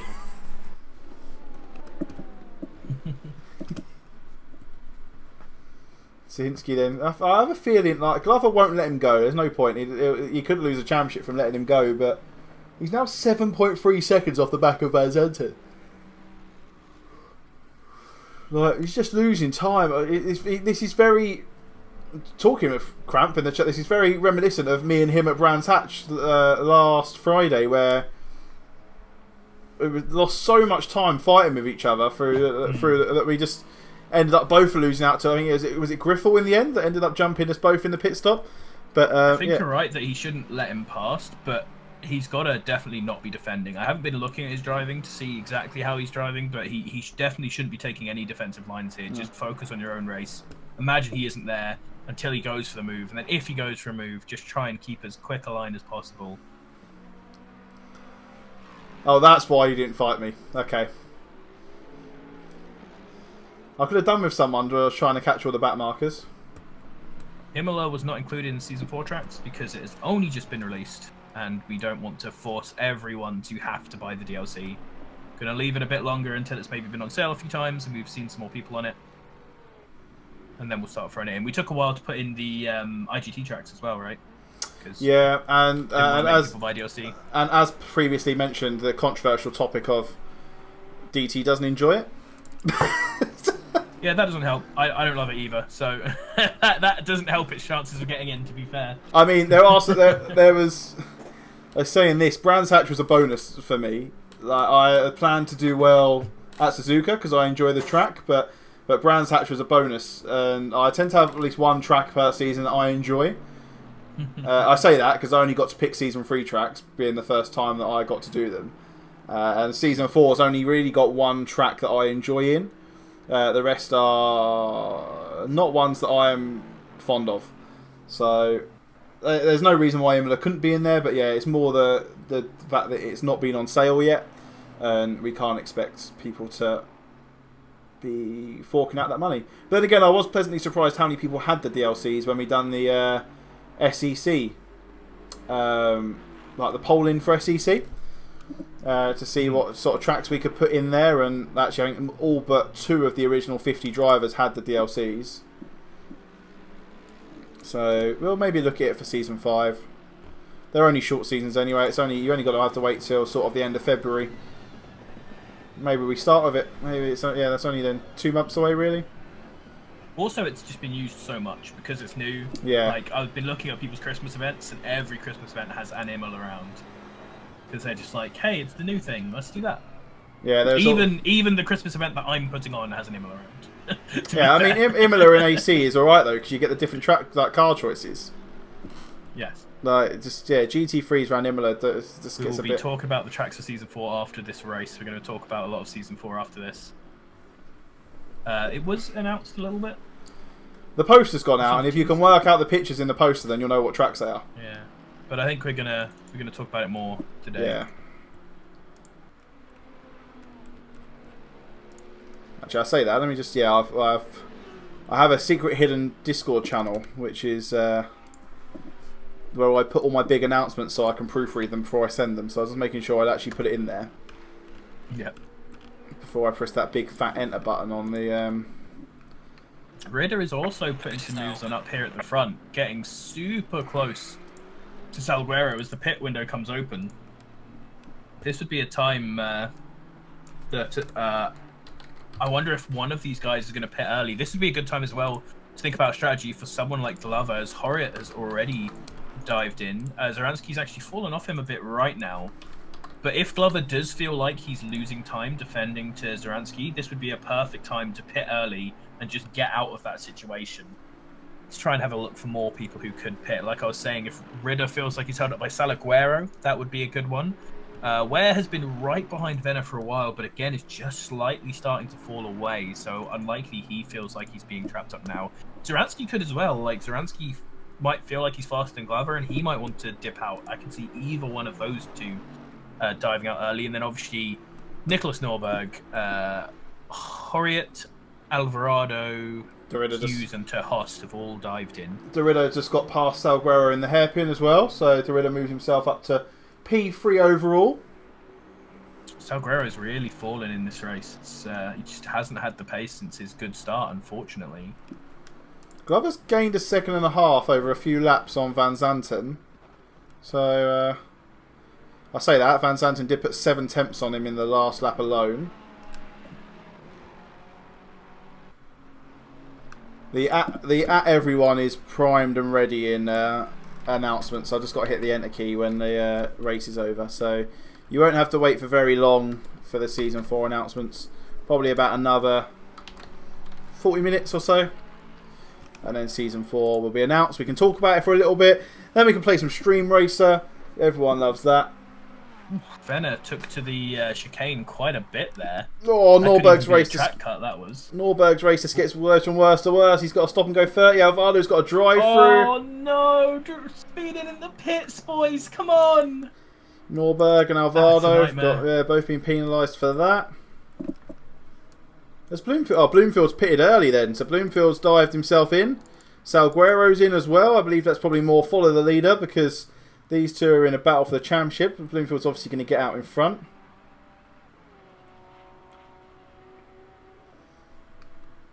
And this is where the pack fell. I mean, the pack was already pretty thin as it was, but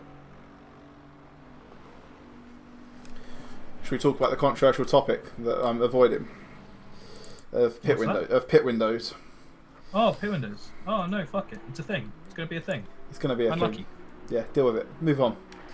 Yeah, I find it funny that these sort of conversations are coming up though, because I remember literally having these discussions with Steve in Season 1. So yeah. It's good to see that we've been going for long enough that we've started to roundabout on these. We have pit windows and pits for this reason: stop, go 30, drive through. Like, and we have them at certain times so that it's just a deterrent for lap 1. It also can keep people onto the track because we're going to start seeing now as more people have pit. We're going to have a little bit of a lull in action now because obviously people are slightly further away. Venner, even after making that mistake, is managing to keep away from Ware, but there's nowhere else really that close on the track. Martinez is coming up behind Doherty. But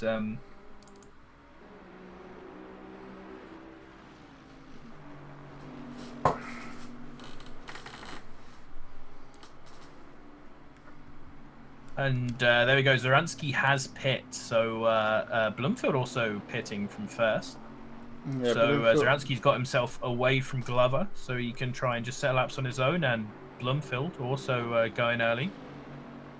Interesting. You've got Shane going in as well. So interesting that they're going in so soon. Because, yeah, I guess it is sort of covering up the undercut, but we have refueling in the series, and so I'm assuming that it won't actually have the same sort of effect it has in Formula 1. And I would expect to see people like Shane waiting longer, people like Bloomfield waiting longer, to try and not put themselves back in traffic, although Ashley's got himself out into a fantastic place just coming through the last chicane now. Looking real good.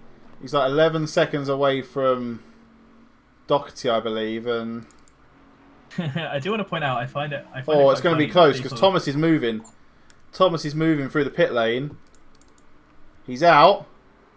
Where is Bluefield's just gone past right now? Yeah, so it was nice and close, and they're back into about the same positions that they were before, and both avoiding any traffic coming up for a while. They've got a while until they catch the back of the pack that hasn't pit, and hopefully for them, by the time they catch these guys, they will have pit.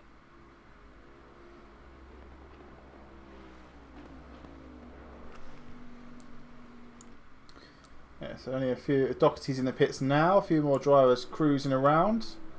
Where's the closest to anyone at the moment? 1.3 behind Venner.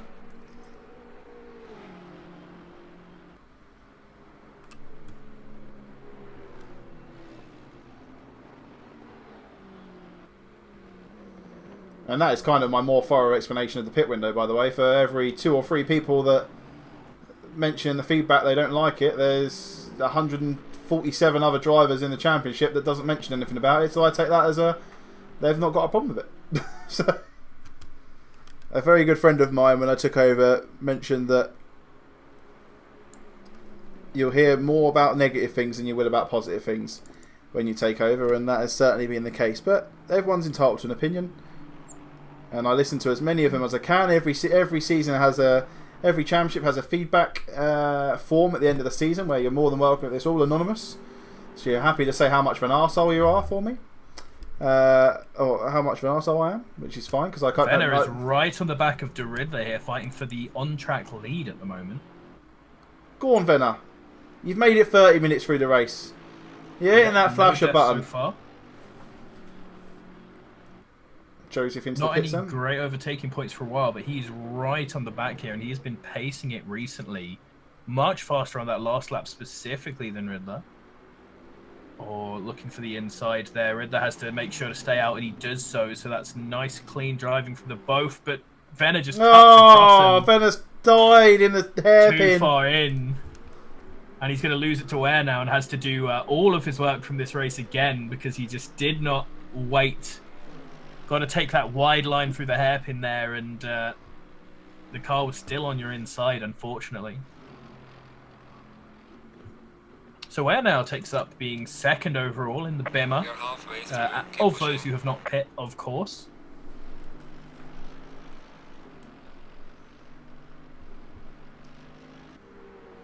And he's actually catching up to Ritter as well now. Ritter seems to be having some sort of serious issues right now, just with his pace. Maybe he's just lost focus, lost the rhythm, and it's really getting reined in here. Wouldn't be surprised to see him pit soon to just try and reset that. He's done a 2:04.5. That's the slowest lap, bar and out lap that we've had. Yep, there he goes. So to Ritter into the pit centre. Oh, that looks a bit fast. Venner joins him as well. And Bimmer into the lead. There's a Maninko in behind. So here we go. All the drivers have hit the halfway point through that lap. And it's now down to Ware to start hot lapping his way back into contention of this race. Everyone doing their typical hot lapping strat. Just half fuel. Just get the absolute fastest possible lap times.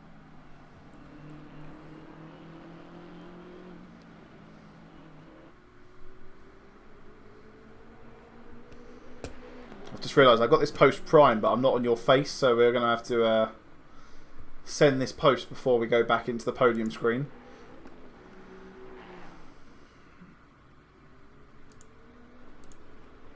Sorry, where the pack's thinned out, I've taken all my attention off the race. Glover is... Oh, Glover and Derrida, that was the one we were looking at, wasn't it? Glover is... ahead, still needs to pit, obviously.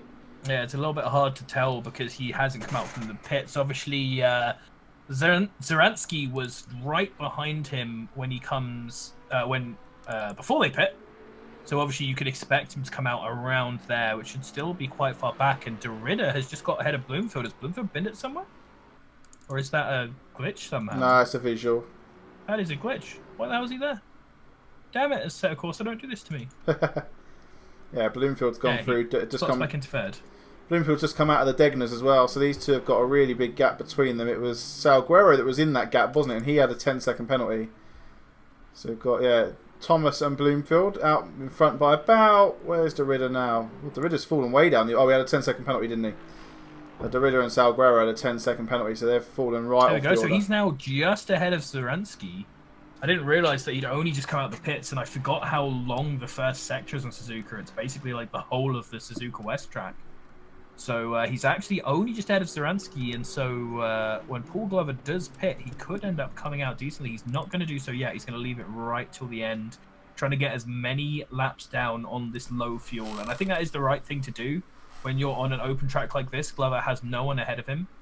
Because obviously the fresh tyres will make you a little bit faster, but they won't make you as much faster, as the extra fuel weight will make you slower, especially in a race as short as this, where you're not reaching the limit of these tyres at all, because the ACC tyres are absolute tanks. Yeah, you're going to be able to do about an hour and 20 minutes essentially, and even an hour at most, you'll still be having the similar levels of grip as you would have, maybe not off a completely fresh set of tyres, but... Yeah. You will have less grip, but not as much less as you will gain through having less fuel. Yeah.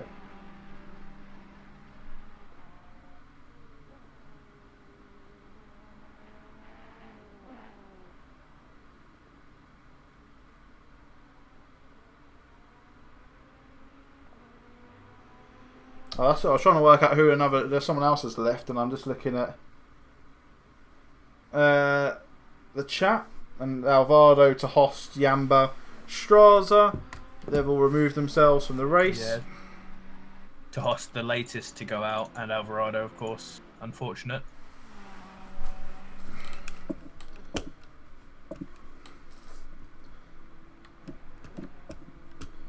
Not really too many battles. Actually, saying there's not too many battles. Vena's around the back of Salguaro now.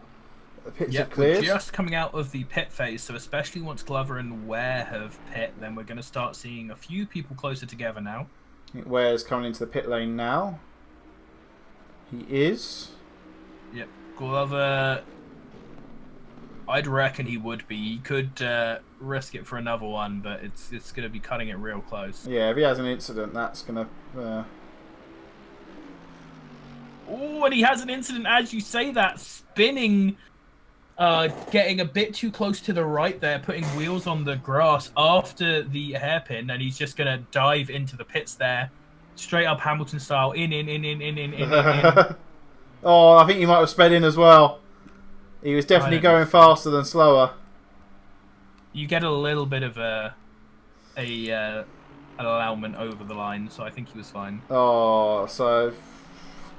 We'll have to see where is Van Zanten and Zaransky now. Yeah, These coming are the two through. we've got to sort of compare him against, and with that spin, that's ruined all chances of him really getting a good... That's going to throw the championship away for him. Paul, what are you doing to me, man? What are you doing to me? Because Derrida's coming into Casio now.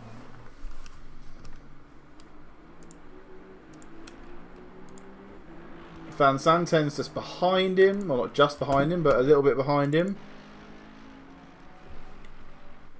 And that's the target. He's got to get in front of Van Zanten, I think, to keep the... Van Zanten now passing him in the pits, so that's gone. Let's see where Zaransky is, because Zaransky's just coming out of the Casio triangle. Yeah, Glover's not even moving. Glover's not started yet. Oh, he's just dropped. There we go, he's just started, so he's going to lose this to Van Zanten, and then... Zaransky. And then that's going to be an unfortunate one, because that's where he should have been judging himself against. And you can see he's just coming out a little bit behind Zaransky, so he definitely would have been ahead of Zaransky if he hadn't have made that mistake, and possibly ahead of Schuster as well. I'm not too sure, but I did a really good pit phase. Schuster's actually managed to jump both Glover and Zaransky. I'm not too sure how Horier's ended up all the way back here, but I did notice him going very slow into the pit stop, so I'm going to go for the fact he may have run out of fuel and had to kind of roll himself in. I'm going to have a look. I'm going to go investigate. Oh, Hughes is up to 13th now. So let me have a look. 20 points for a win. 17, 15, 13, isn't it? So 13 will be 26. Let's get the calculator out. Do some quick maths, ladies and gentlemen, in the chat. What did I just say? 26, 96 Maths adds. on streams, never a good idea. Oh, he's going to lose. He needs a position. Or Paul Glover's going to lose the championship by 2 points. Because it's 40 for a win, isn't it? Adds 85. Yeah. So Menno Derilla's going to set himself on 125 points, and Paul Glover will be on 122 at this rate. Neither of these other two drivers are in the championship. I mean, has Paul Glover been offering out bribes? Ooh. So he didn't. He was slow into the pits, but that was just him being careful. He was just driving slowly into the pits. It looks like he lost it 2 times just before pit. Oh no. As he had a big oof. What? So he binned it. He binned it in the Degners. Very almost hit the wall. It was scary. And then he pit immediately. And then he went back out for 3 laps and then pit again. Here we go. He binned it again at 130R maybe? Just, yeah, at 130R he binned it again. And this time he slammed into the wall. We didn't avoid it this time. So the pit you saw was him going into the pits for a second time for repairs. And that's why he's so far down. And we are down to 19 cars now. That's just 5 since the race began. Straza, we have lost Straza. Yanda, Lysin. Mitchen, Tahost, and Alvarado. Yep. We're trying to grab all over the back of Maninka at the moment. Yep, doing good. He's definitely been super consistent through this race as he's always been, and he's been just, I feel like gaining pace throughout this, although it looks like he had a really bad lap last lap, but that could have been an outlap. Yeah, I think that was an outlap. It was just a really fast outlap, actually. So, really good job from there. The outlaps are kind of confusing on this because of where the start line is on the pits, so some of them are really long and some of them are not that much longer. And these two are both coming up on a back marker Horiot as well. So it's going to be, what do I say, 20, 17, 13, so not if we had 26, 119, 884 plus. We're not sure why there are so many cars, Red Hammer. We've had 5 people drop out, but that's not super unusual. We just, a lot of people not turning up, perhaps different, you know, COVID regulations or whatever in their country. Maybe people are starting to see family for Christmas. We're not sure, but last race of our season.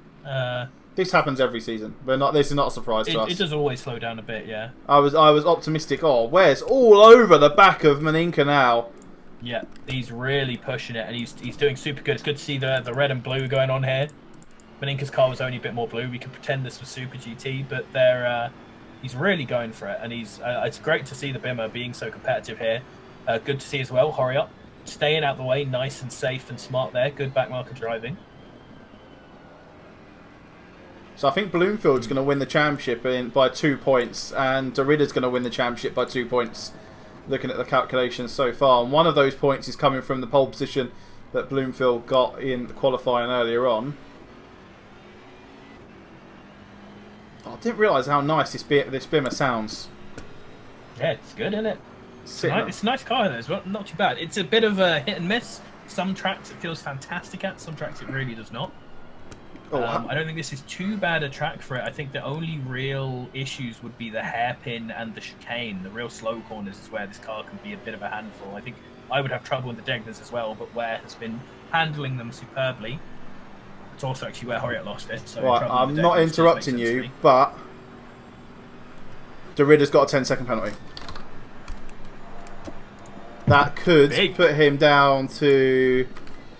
So I've got the championship table up on my other monitor instead of the broadcasting tool, hence why you're always stuck in one camera angle. Right now, he's going to lose a place to Van Zanten for sure. So what's that? 17 times... It's double point. 17 times 2. No, 17 times 2. How much has Derrida got at the moment? He's on 85. We've got a little battle here from Salaguero and Venner as well. Salaguero had to go defensive there, and Venner managed to make it round, so he's now passed. Just ahead, you can see them in the distance there. Really good job from Venner. Again, just slowly moving up here. So he's going to come in the podium for this event.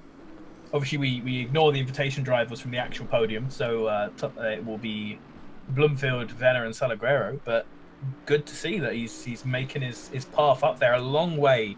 Ashley and Shane have been the class of the field for sure, so not looking to make it up that far, but really nice drive here from Venner. Oh, it's going to be tight. Grosskamp made it past Ware as well. What happened there? Ware has... Has Ware had a mare? Who was Ware following that you were watching? Maninka. He's following Maninka. Yeah, Maninka is way ahead, so it looks like Ware has made a mistake somewhere. You need to follow me in these puns. I just said Ware's had a mare, and I teed it up for you to say it again. No, he has had a mare, and then you go, Ware's had a mistake. I'm never going to pun on this stream at once. That's for you guys to do. This is why you haven't got the hype levels for Stream Racer, and you leave it to me on a Sunday. Because you won't come in with the puns. Just puns. It's just puns alone. Oh. 16 minutes of our race left to go then. And Ware is now having to chase down a different car. He's right on the back of Grosskamp. So really unfortunate for him. He could have got a really good positioning to end the season on, as we see actually a car in front of them going hugely off. Who's that? Is that Horiot again as a back marker? That is. Because obviously Horiot had let them pass before, but Ware made that mistake and so fell behind him again. Oh, I'll tell you what. That gap Derrida needs to lose that position to Van Zanten. That is what Glover needs. That is what Glover needs, and that'll put Glover on 122 points, and Derrida on 119 points. Well, he is losing that position to Van Zanten as we are right now. Schuster is so far behind, it doesn't look like he's going to be able to catch up in that position, but Van Zanten has been setting good laps, so he has a good possibility of taking first in AM.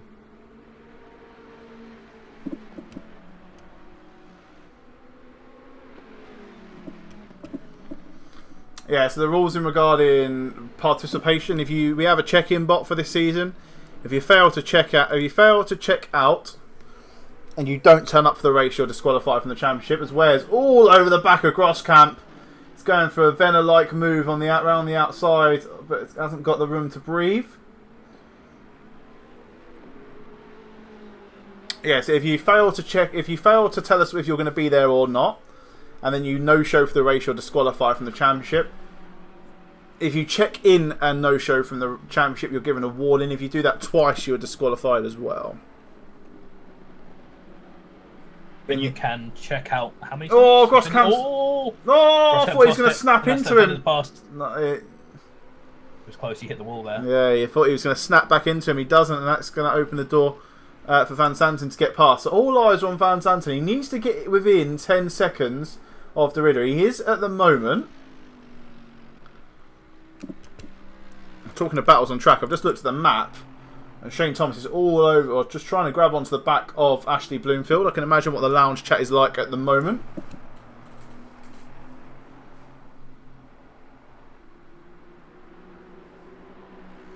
Yeah, the rules are a little bit different for SEC. For SEC, because they take a lot more organisation. If you don't tell us if you're going to be there or not, and don't turn up, you're disqualified from both the rest of the championship and the next championship you want to enter in ACC Sim Series. Disconnects don't count. If you disconnect during a race, we know you've been there. It's not our fault. It's not your fault, essentially. Yeah. What are the rules for if you say that you can't turn up? Do you get as many of those as you want? Or? No, you can check out once. So we expect you to take part in 4 out of 5 races of for this 3 out of 4. To be fair, it's only a short season. It's not like a lot of the other seasons I've been in do offer you to get 2 out, but they're also normally about double as long. Yeah. So it sort of makes sense. To be honest, I would have expected, with the dates announced so far in advance, that I say that I'm very disappointed in some of the SEC withdrawal page this week. To be honest, with giving everyone, we have 1 race a month in SEC, and that all the races were announced nearly 2.5 months ago. Enough time to probably get your calendar free, and people then becoming busy or whatever. I understand family, I understand emergencies, but yeah, just deciding that don't want to take part instead. And to be fair though, a lot of those drivers use their checkout for Silverstone, and they're reluctant to remember that Mount Panorama is in the new year, and they've used their checkout now, so they either get Hey man, some people like me and Thomas like that track, and Thomas is showing now right up behind Ashley, looking like he likes this track as well. The 2 Astons fighting for the lead. It looks like season 1 all over again. I don't mind But I've not driven Bathurst in the Aston, which is what's worrying me a little bit. After I've driven the 2.4 we did at the end of season 1, wasn't it? I did use the McLaren, Yep. and then another race in another league I used the Lexus. Not driven it in the Aston. I've not managed to set 3 or 4 consistent laps yet. So sounding like Shane Thomas, I've not been able to work out my tyre pressures. Thomas, I drove it in the Aston, but not the Aston you're driving. Oh, I'll tell you what, Good. Venner and Thomas Bigger have engine, chugging down the straights. Thomas and Venner have identical best lap times. Oh yeah, they do. Both 2 flat .411. 411's a nice number as well. I mean, Bloomfield's best lap time 2:03 so far. Not 2003, sorry.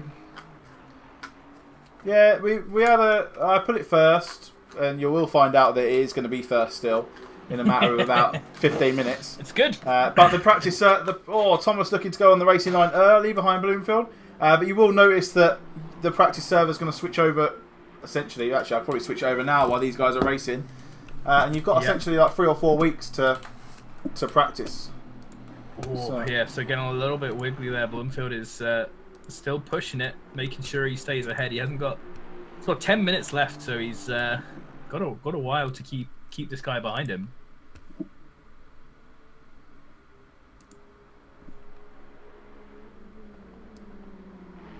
Gonna have a quick check down the order to see if there are any more fights coming up. Xanten is not too far away from where? Nothing like this fight up the front though.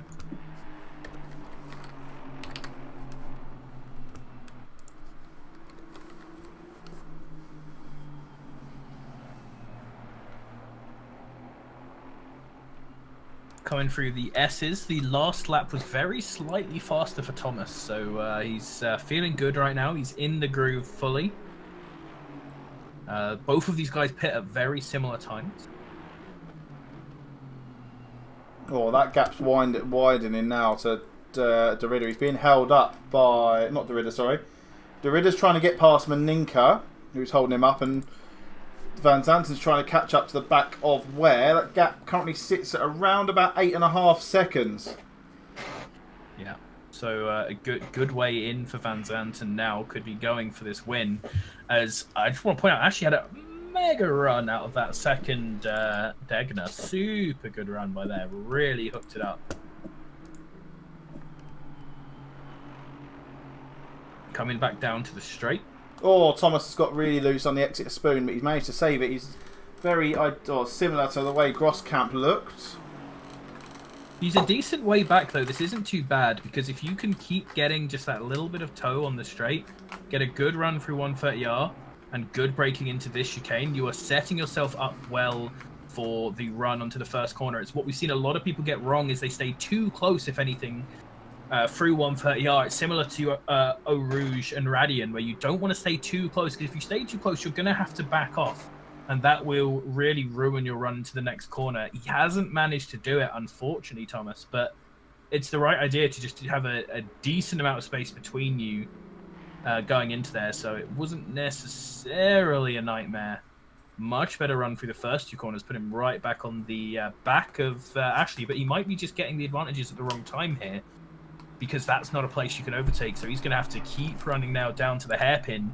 And out of the Degners, that's where Ashley had his huge advantage last race.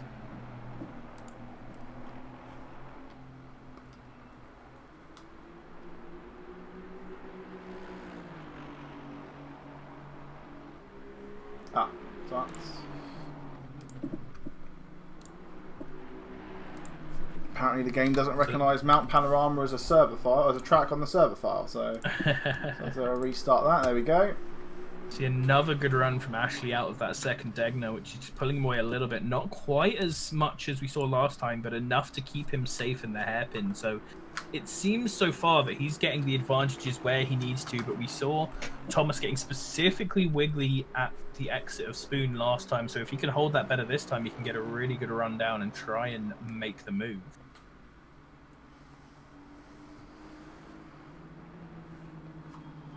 Ware's managed to get himself in front of Derrida. I think Derrida may have had an issue somewhere, He's not just got ahead of him, he's nearly a second and a half in front, and that's going to put now... Yeah, he's lost a whole bunch of time because Van Zanten's only 4 seconds now behind Derrida. And that gap needs to be more than 10 seconds for Derrida to secure the championship. Let's see if Martinez doesn't catch Glover, but I think there's a big gap between them as well. Yeah, 303's at least the Degners and the hairpin away from the back of Paul Glover.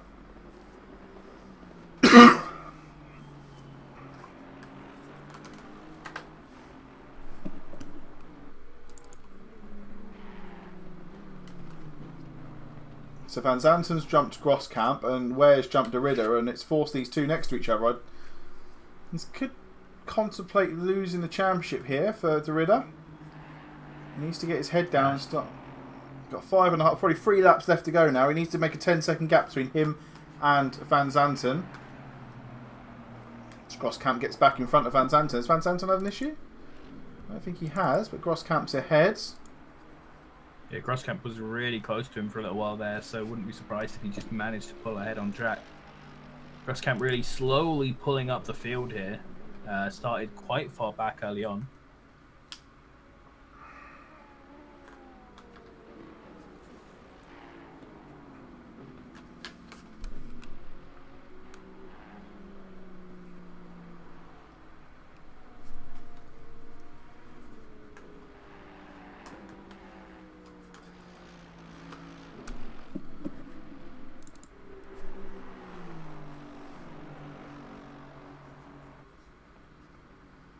These drivers slowly plodding around. 5 minutes left this hour-long race. It's slowed down a little bit with the smaller grid size and the bigger gaps between the cars. It's Thomas battling with Bloomfield for the just for bragging rights essentially between these two guys now.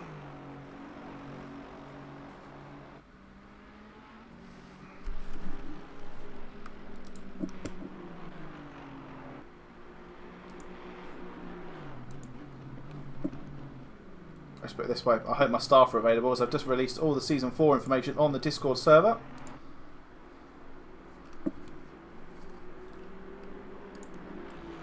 And I'm prepared for uproar from one of our staff members in the staff chat as well.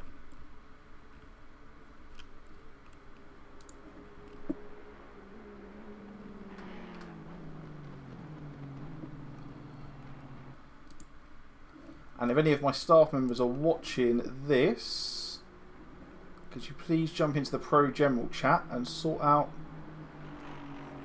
the Pro General chat for me, because it's getting a little bit heated in the last race of the season. Understandable. We saw it last night in the Silver Championship, or in the Silver race as well. A lot of these guys have got championship positions they're battling for, and things out of other people's controls can hinder them.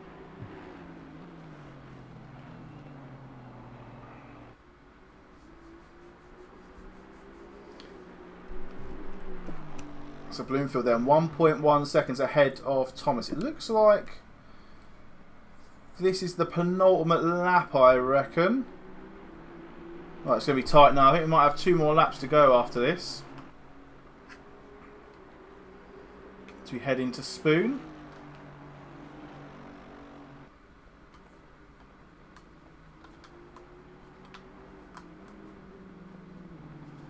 Oh, I'll tell you what. This is going to be tight for the AM Championship.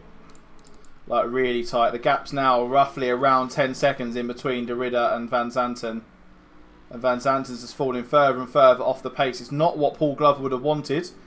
I'm sure he'd like to have control of the situation himself, but the rate things are going, Van Zanten's dropped right off the pace. He's about 9.6 seconds now in between Derrida and Van Zanten.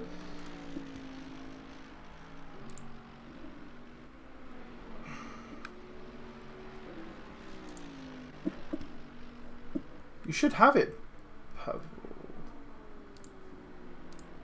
It's real close.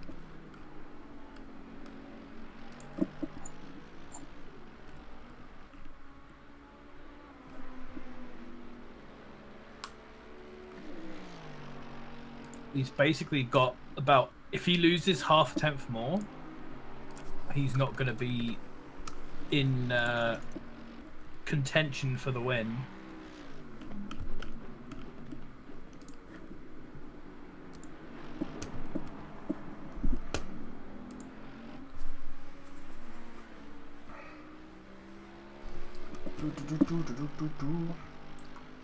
So 1 minute 25 left. Is this the last lap? I think we're going to see another one yet.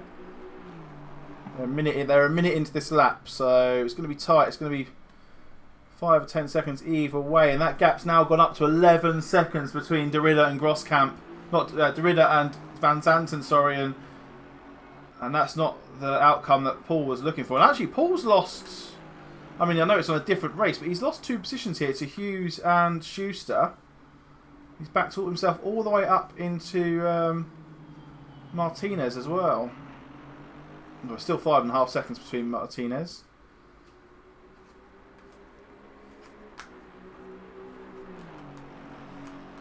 Oh, this is going to be really tight. Yeah, I think Van Zanten's fallen off a little bit. 2:03.8 last lap. 2:03.7. Yeah, it's Van Zanten's fallen way off. That was he's lost 2.1 seconds to De Ridder in the last lap alone.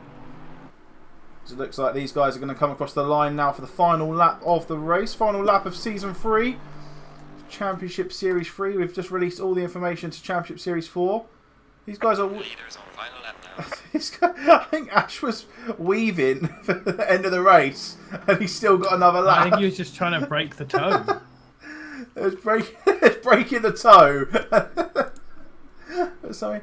I mean, fair play to our pro split. 9 incidents in the whole race. Obviously, less drivers on track means it's perfectly understandable to have that amount of incidents. And Norberg's picked himself up a drive-through for track limits on the last lap as well. Oh my lord, that's unfortunate. Looks like Vedder killed himself as well. He's actually just dropped down. He'd spun just before the start of the last lap. That's really unfortunate for him. He was in a strong third position. That's taken him off the podium, that has. Yeah. Mika Maninka, everyone's favourite, is now pulling up onto the podium. Is also quite close to Salguero as well. He's reeling him in these last few laps. As is Glover with Schuster. I'm gutted, man. I'm gutted for Paul. Yeah, I mean, I think he would have massively preferred this to be in his own hands rather than someone else's, but it was so tight, and De Ridder's taken another 1.5 seconds out of Thomas Van Zanten in the last lap as well. I mean, it's just it's over. Unfortunately, the dream is over unless De Ridder runs out of fuel or gets a penalty. We're currently looking at our current AM split winner and our pro split winner as well as they go through 130R for the last time. Thomas cuts it a little bit fine on the edge. Through the Casio triangle then. And Bloomfield's going to take himself... Actually, it's going to be really close between him and Salguero, but I'm pretty sure Bloomfield's going to take the Tier 1, the Pro Split Championship then for the Championship Series number 3. Gets himself a band t-shirt, which is in all honesty... Really good job holding off Thomas for that long. Yeah. And if I'm really honest, he's had that shirt for a couple of months now. As the pit limiter race is going to begin, I believe. I'm not too sure. We're going to jump all the way back, though, to De Ridder, who's given himself a massive gap now. 15 seconds, 13 seconds between him and Van Zanten.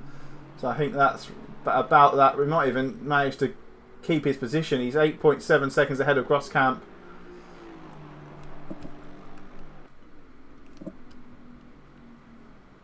Where gives it the little flash and wiggle as he crosses the line. De Ridder crosses the line. It's just down to Van Zanten now. Whether that gap was less than 10 seconds, and if I'm honest, I think it was. So De Ridder has taken himself a Tier 1 championship. Yep, he's well safe. So congratulations to De Ridder there, coming in with a strong one. And here comes. We'll leave you with the. We'll leave you with the pit limiter race.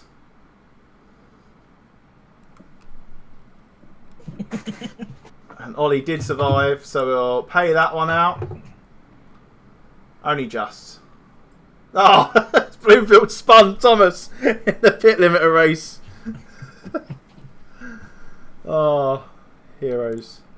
These guys, the fun that these guys have, and the fact that they seem to enjoy it so much. And I don't think Thomas is trying to do this many donuts. As he's just doing donuts, is he? He wasn't trying to, but he did quite a few. And there you go then. The race is over then for these guys. DeRidder and Bloomfield then coming up side by side. Actually, that's a great little image for the end of the race. We're going to head over to the post-race podium. So we've got DeRidder and Bloomfield are Tier 1 and Tier 2 champions. And I've just realised I'm not in the commentary booth, so no one can see your wonderful face. There we go. People still can't see your wonderful face because I've not lined it up properly. But I will do shortly. That camera. There we go. Oh, we're just hopping over. Let me type in our... not save that. I want to save that. I'm getting an advert for Bud Light on our stream and I'm very upset. Ah. Get off of here. They're still going, by the way, for this pit. They're coming up to the hairpin for the pit limiter race. Our superior Blue Bear.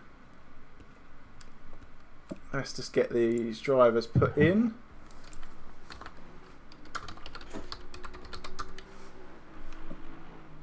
For our podium.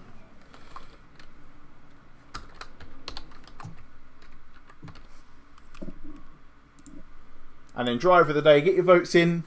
If you've just got a name, let me know who your driver of the day is. You can have anyone that was left at the end of the race. You've been here long enough for me not to have to read them out while I'm doing this. But if you let me know who your driver of the day is, put their name in the chat. And we'll get that tallied up. So there's our final podium with the invitational drivers removed. Ooh.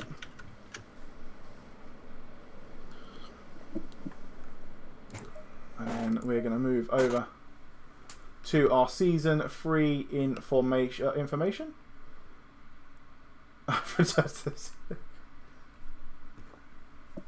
We'll give it to that man. He drove a demanding race.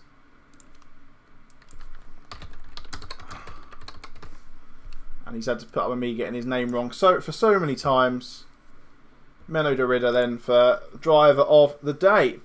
So we're just going to wait for the championship table to update itself. We're going to hop on over to the pre-race lobby and we're going to go through some Season 4 information. So if you are here, welcome. We're going to go through the Season 4 information. Let's turn that one off. Turn that one on. Oh, that's the wrong one. Okay, turn that one on. Turn that one off. Come over here. Get away. My webcam seems to be working now. I've just jinxed that. So, right, there we go. Season 4 information. Are you ready for some information? Gang. Gareth, if you want to put a message in general, just to say that we're about to do Season 4 information, that would be lovely. So Season 4, you are not ready. The sign-ups have opened. They're already open in the Discord at the moment. If you feel free, like you want to enter, then, as you just heard me error, then you can sign up. You need to sign up via the Discord. And that's the information there for you. So we've got 5 tracks for you, back to 5 rounds instead of 4. We're only at 4 just for the Christmas season. The sign-ups are already open and we dropped the green flag for the bronze tier on the 8th of January. So how is it going to look? First of all, we'll introduce you to our split managers. And this season we've got a little bit of a different... I haven't actually changed their names, the names of the splits, which is a bit silly of me. So Am, which will be renamed to Bronze, it'll be managed by Leonard Shingle. Silver, which is going to stay as Silver because that's a colour, is going to be managed by Nicholas Norberg. And Pro, which is going to be changed to Gold, is going to be managed by Chris Meadows. So they're going to be our split managers for the Championship Series number 4. They'll be present in and accounted for in all the chats should you desire to get in touch with someone. And I keep doing this. I keep forgetting that I have to stay in the commentary booth to get your face. So here we go. Right. So they're going to be the split managers. Let's move on to the format. The races are going to look like this. Round 1, 2, 3 and 4 will be 30, 30, 30, 30. same as the current format for for this season. And round 5 is going to be our 60-minute race, exactly the same as what you've just seen here. So we're going to have 30-30, and it's got night race written there. Again, I've forgotten to take that off, so it'll actually be just a normal day race for everyone. And driver briefing will always, as always, be at the start of free practice in the driver briefing channel. The format itself will look like this. So we're still aiming. We've got a soft limit of 40 drivers per split, 20 in each tier. We have got room to go all the way up to 50 should we need to. So each split will be up to 50 drivers. They'll be paired together on the grid. So tier 1 and 2 you'll be gold next season. Tiers 3 and 4 will be silver. Tiers 5 and 6 will be bronze.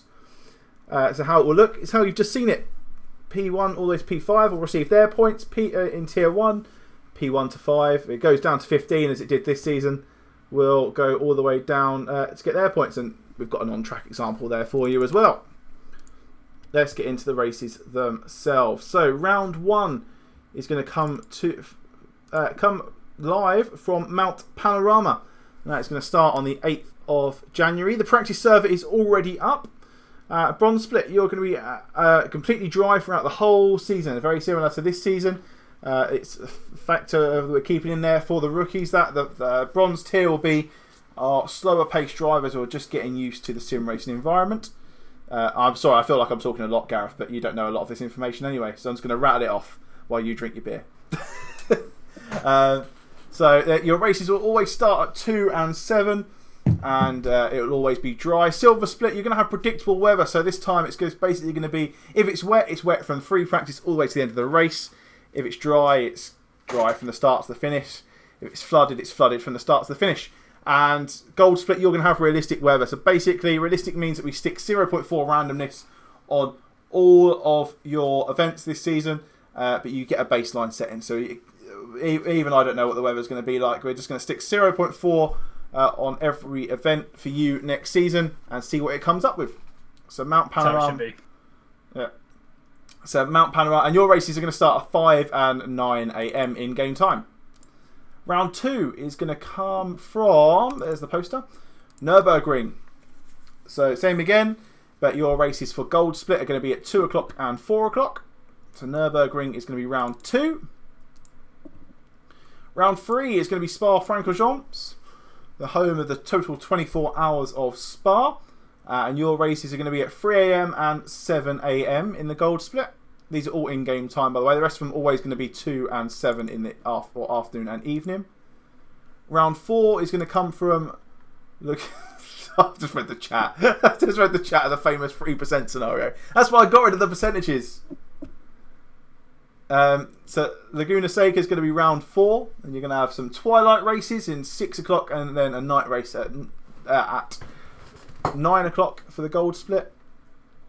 Expect it to be very, very hot when you get to Laguna Seca, pro split drivers.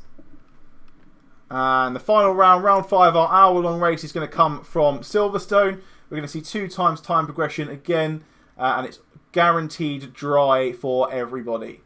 So it's going to be guaranteed dry. It's going to be 2 o'clock in-game time for everybody, and it's all going to have very similar to Spa this season. And this race will feature double points. Let's have a little look at what other posters I've got left here. Oh, the only other poster I've got left to bring you is which is the one that doesn't fit, because I made it on a bigger size than I should have. Let me just resize this quickly. It's going to be the streaming schedule for Season 4. Broadcasters are going to be myself, Gareth, who's below me, and Lars, who you see on a Saturday night. And we're going to be joined by Stefan, Paul, and Julian again for Season 4. It's going to look a little bit different. Myself and Paul Glover will be heading up the bronze split streams on a Friday. Lars and Julian are going to head up the silver split stream on a Saturday. And then Gareth and Stefan Bunatics are going to be heading up the gold split stream on a Sunday. The special events we've got, obviously the 3 Hours of Zolder team event. It's going to come from us on the penultimate day of the 10 days of Christmas. And that's going to be on the 2nd of January. I'm not too sure who's covering that. I know someone is. Are you covering it, Gareth? I can't remember. Is it you and Lars? I'm not too sure. Is it team? Yeah, it's a team race. I know. Nope. Okay. I'm doing solo endurance, but not teams. Okay, so I think Lars and Julian might be covering it. I could be wrong. The team event. including Super Pole, which is the first attempt at Super Pole we're going to do. So expect that to go as well as it always does. And then we've got the Solo Endurance on the 3rd of January. And this Solo Endurance on... It says 14th of January there. That's wrong. The Solo Endurance for Imola will come at the end of Season 4. That's about it. That's Season 4 information. Let's see if SGP's updated. If you've got any questions, feel free to drop them in the chat. In the meantime, I'm going to close... is it updated yet? It's still not updated. While you're looking at this as well, I can also shout out the next. We've obviously been announcing one of our AC events every day. The first one is going to be the Reliant Robins at Donington, which is going to be hilarious, and I cannot wait. The second one, to make it a little bit less of a nightmare to drive, is going to be the Ginetta GT4s at Imola. So a track that all of you should know, and a car that is very stable. And then our third event, we're going to be sticking with the stable, but we're going to be going open wheel, so we're going to be driving the RSS Formula 3 cars around Mugello.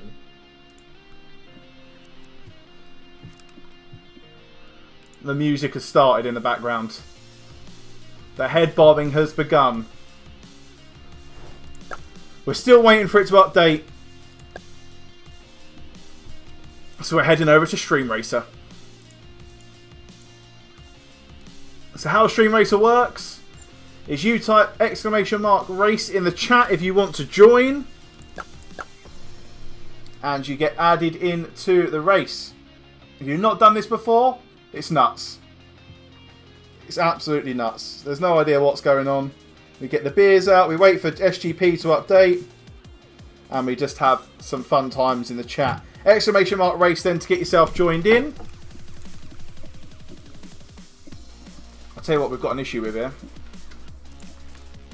How can I go back? I don't think I've linked... Right, hold fire on the Stream Racer party. I've not linked Stream Racer to the new name or new account. Nice. Hello, gents. I'm Chris. Dragged me down for an interview. No one wants to speak to you. Oh, it's Stream Racer time, Ash! Oh, God. Oh, and you kicked the webcams out as well. To be fair, Gareth turned his webcam off. I've turned mine off, yeah. How were you actually being chased by Shane for that long near the end? The trick was I slowed down to let him get near me so he felt better. I see. Nice. So, strats. That was a strat. See, he won't admit it to you, but that's what I did. Yeah, so, yeah. You can carry on interviewing Gareth while I sort out the admin. Like, I don't really have that many questions for him because you sort of just drove around at the front, didn't you? Like, apart from Shane coming up. Yeah. I'm not too sure on the end results, though. I believe I might have done it by 1 point. Ollie's annoyed me that he binned it. Yes, he definitely made it a little bit harder. Yeah. If he doesn't crash into me, he finds a way to affect my race in some way or another. Yeah, totally. I think you've won, but this is Dan Maths, so we can't. Oh! Dan Maths. Dan. This is not Dan like Maths. It's like his percentages. Yeah. Right, we all need the free. We always all. Where's that sent to? There's only a 3% chance that you don't win, Ashley. Don't worry. Oh, that means I've probably lost. You'll like the new weather anyway. Even I don't know what it was. It'll be not. I mean, it doesn't matter to you, but there we go. It's linked now. Oh, are we still continuing with the invitationals? Oh, if you're in there, then no. Oh, yeah. I thought that would be the case. But then Shane probably wouldn't win it because he just turns up and gets a win because no one else. Yes. Yeah, that's true. Don't know where Jimmy Holm was today. Anyway. I don't know where Jimmy's disappeared, Iverson's disappeared, and Kieran Wright's disappeared. Hopefully Iverson will pick a car that he's a bit more confident with next time. It will. It will. Right. Well, great stream. I will leave you to it and join that race. All right, you go for it. We've updated. We've connected the right account now. So if you put !race in the chat, let's go. You will join the race for some Stream Racer party. I'm just head bobbing. Got no water. Got no beer. Went to the shop earlier. Forgot to buy beer. Classic. Got all the Christmas food though.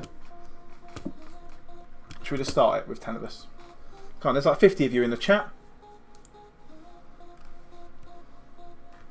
We'll start the countdown. You got a minute there. You got a minute to join. Exclamation mark race in the chat. We'll go over to the game stream. Come on, there we go. You're there now.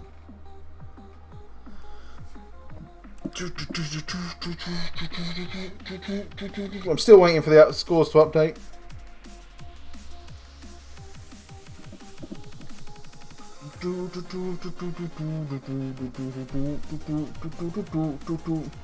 What was I going to do?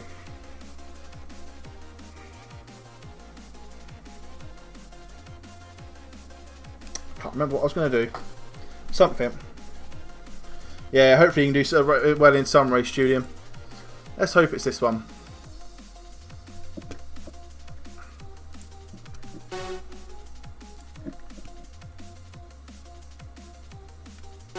I'm not overhyping things. I've just seen that message.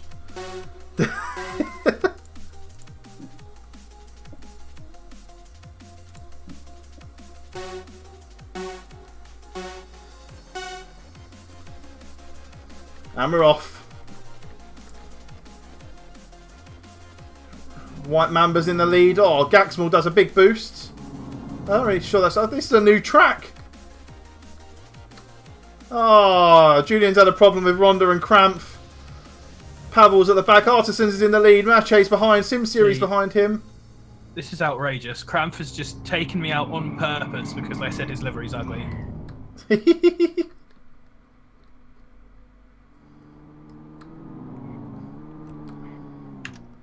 The music stopped. Oh, no, it's back again. Who's in the lead? Where's Artisans? Artisans is stuck in a tyre wall. If you're here wondering what the hell this is, we're just waiting for SGP to update the leaderboard as the end of our pro season has finished. And we're just waiting for them to update their end. And then we can bring you the final leaderboard for and finish off the Championship Series 3 with a bang. And the best part is, Krampf has wrecked you and then he's now in P2. This is outrageous. That's how it works in the AM split last season. Wrecks people, then finishes second. Oh, he's wrecked himself.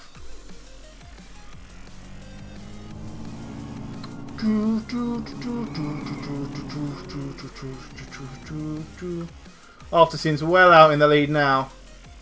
Wait. Oh no, he's going the right way. I was like, I thought this was the right way. On board with Artisans, he heads into the tyre barrier. He cannot avoid it. He goes straight through it.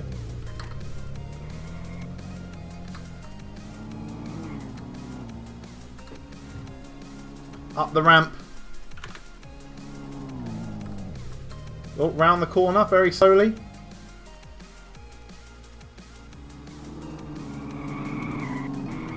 Artisan's on for his first Stream Racer win here, ladies and gentlemen.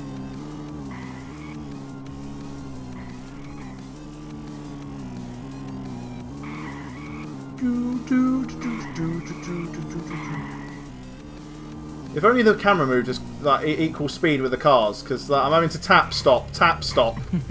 Right. Oh, Artisans might have thrown it away at the dead here. He gets through the tyre barrier, rounds the penultimate corner, rounds the last corner. He's got a line of tyres in front of him. He misses nearly all of them and takes the win. Artisans then gets the dunkage through the hoop at the end. Mache hits the tyre barrier, gives Krampf P2. He's getting used to that now.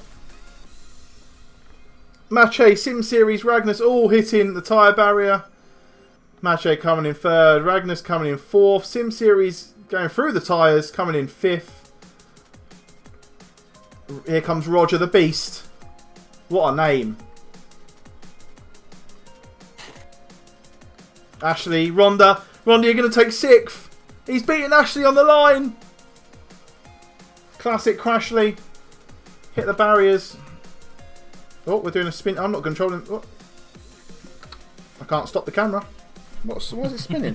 Why is it spinning? I'm in no control. I can't even stop it from spinning.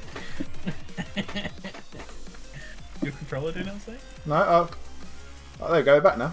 Controller wasn't even plugged in. There, if you want a professional stream, you can go and watch someone else. Let's be honest. Our stream just looks good. It never does anything right. Right, there we go. Arstins gets the points. Next race. We're still waiting for the championship table to update, ladies and gentlemen.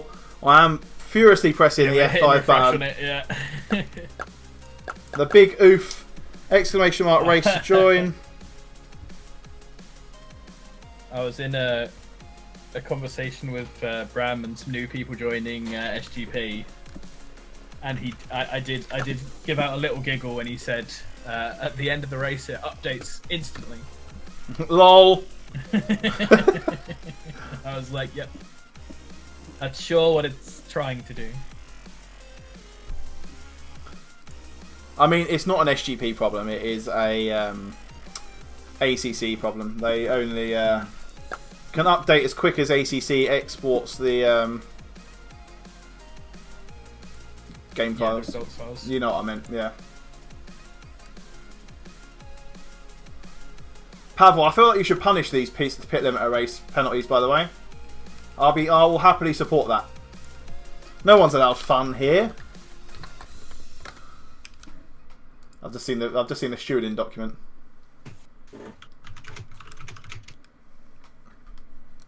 And they're also taking the mick out of the way you spelt season, by the way, in the general chat. I wouldn't take it, Gareth, to be honest. Someone needs to be the first to be banned, so. 15 seconds then to exclamation mark race.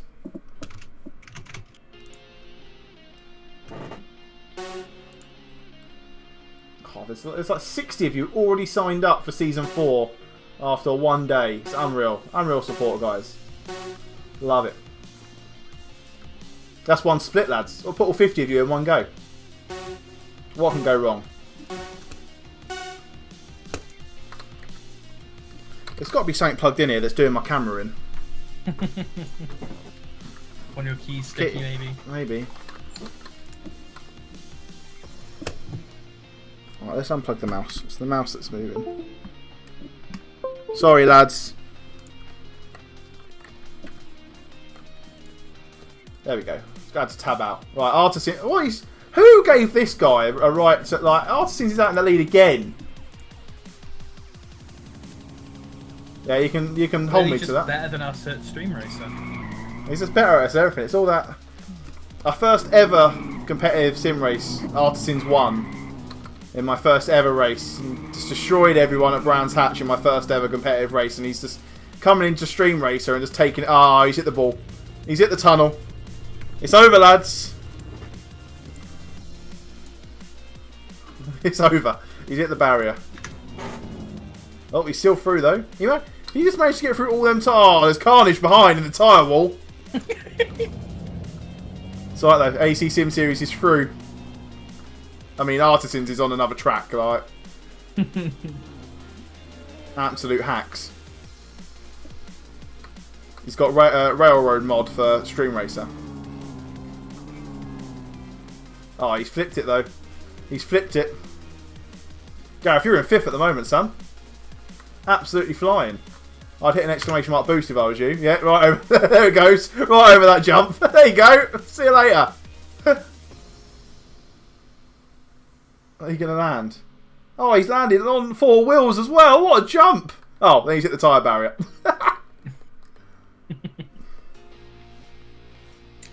Well done, Rantha. Well done. Come on, we've got to be here. Oh, we are. Right, the results are updated. Hey. Oh, there's no auto follow. Like, there's no. I've got to. You're gonna have to have this stagnant camera mode. Why am I stuck on more tyres? It's outrageous. Someone push me. You're stuck in this camera. You're stuck in this camera mode. Where's the leaders? Where does the track go? I think it's done, mate. We're finished. Oh, he's over here. Oh, Julian's coming second. Oh, it's the same track. Why have we got the same track again? And how have I just noticed this? Artins hits the tyre wall this time. Alright, come on, Julian. You got it. Oh, Julian's gone running again. Who's going to win? Artins takes the checkered flag. Doesn't make the donut hoop this time. That means it doesn't count.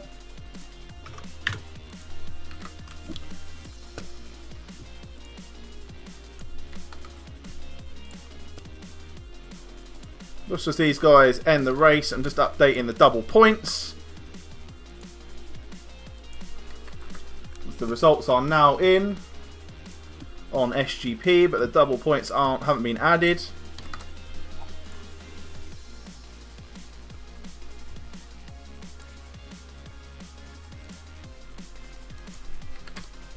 Artisans takes the next race. Right, one more while I update the points. New map by the looks of it. Yikes.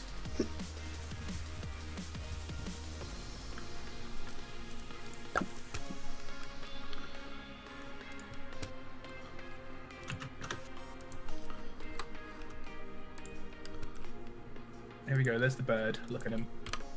Beautiful. Give it another minute before I start the minute countdown. It gives me longer to put these double points in.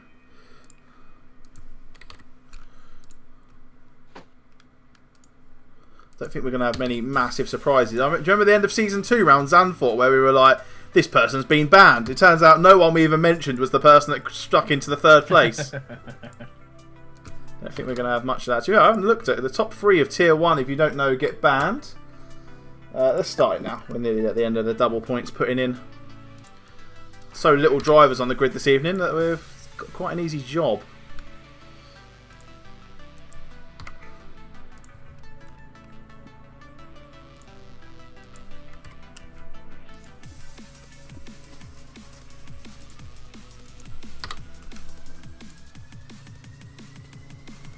He definitely did, Ragnus, 100%.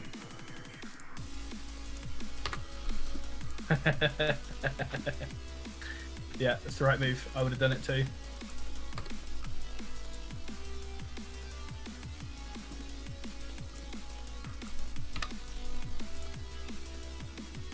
You see, you guys were fast at Suzuka, but you don't have 16 levels in cool, do you?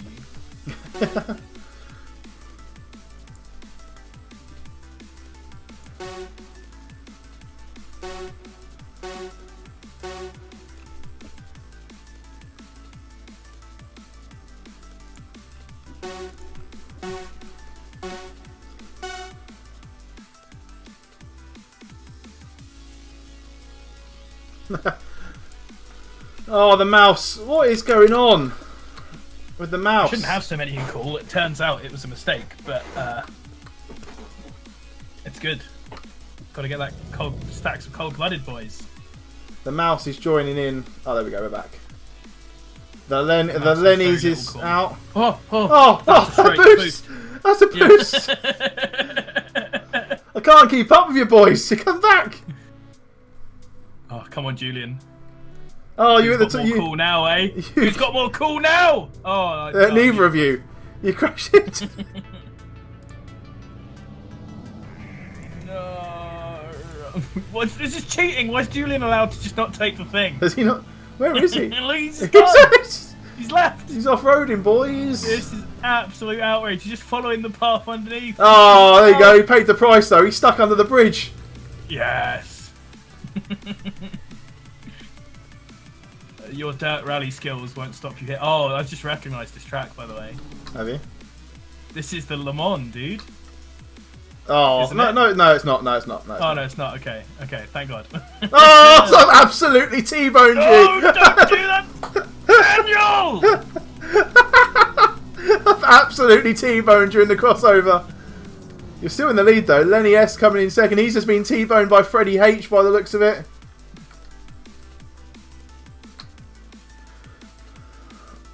Where are you? Oh, you're over here. There's loads of T-boning sections up here.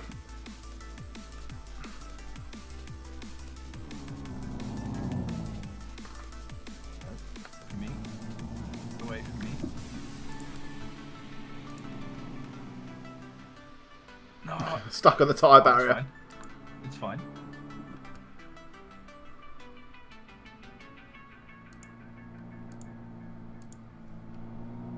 We'll fight for the lead here. Let's go.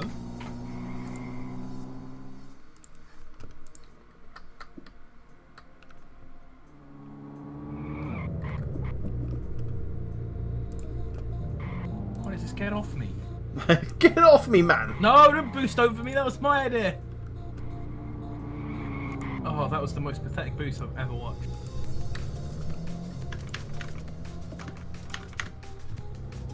Oh! Why are you boosted into the S's? He's literally boosted into Magus I Beckett. just want to get out of the tyre. Oh, no, you're in the river.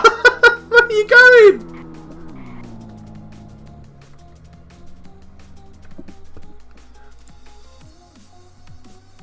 Where you going, man?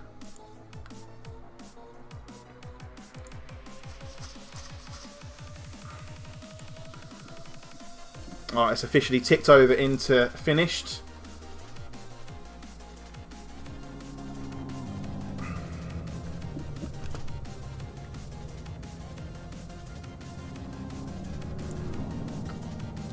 So we will bring you the championship table up to date at the end of this race. Oh, as it looks like we're at the end with Gareth Ronda taking the win. That's how we end Season 3. Yeah, that's good, boys. I won the last race in Season 1 as well.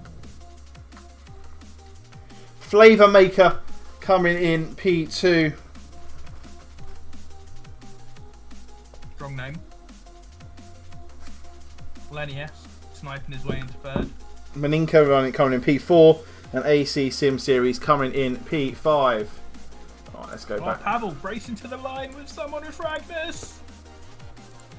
Right, I think Ragnus wins there just for getting the goal at the end, right? Yeah, 100%.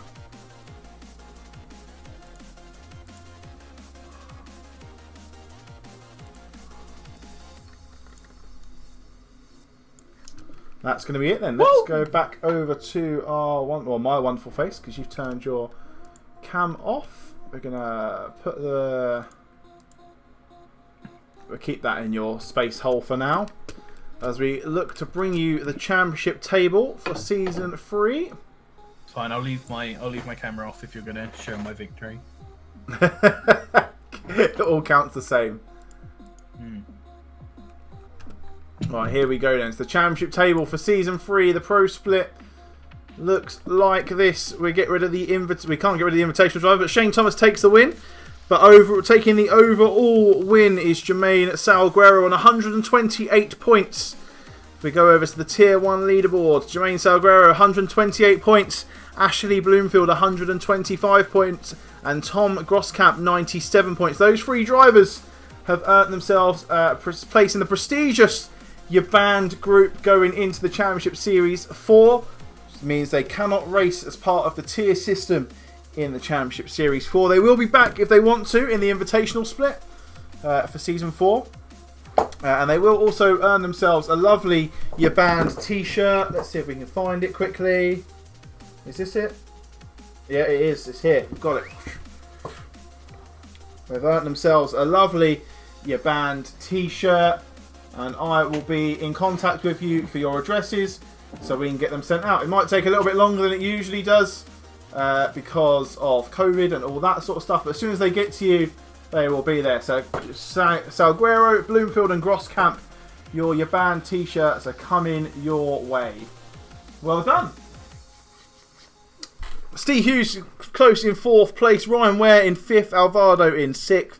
Schuster, Venner, Maninka, Horiate lead out your top 10. So that's going to be how that looks. And we're going to go over to the AM split and the Tier 2 drivers. Menno de Riddler taking the championship as well by 3 points from Paul Glover. I said, like we said, noticing it was a bit tight towards the end. So de Riddler, Glover, Van Zanten all find themselves looking for promotion into Tier 1 for Season 4, should they decide to race. Zahiski, Martinez, Straza, Doherty, Allen, Lightchin, Lambert, bringing out your top 10. That's going to be it, ladies and gentlemen. That is all we've got time for, I'm afraid, this evening.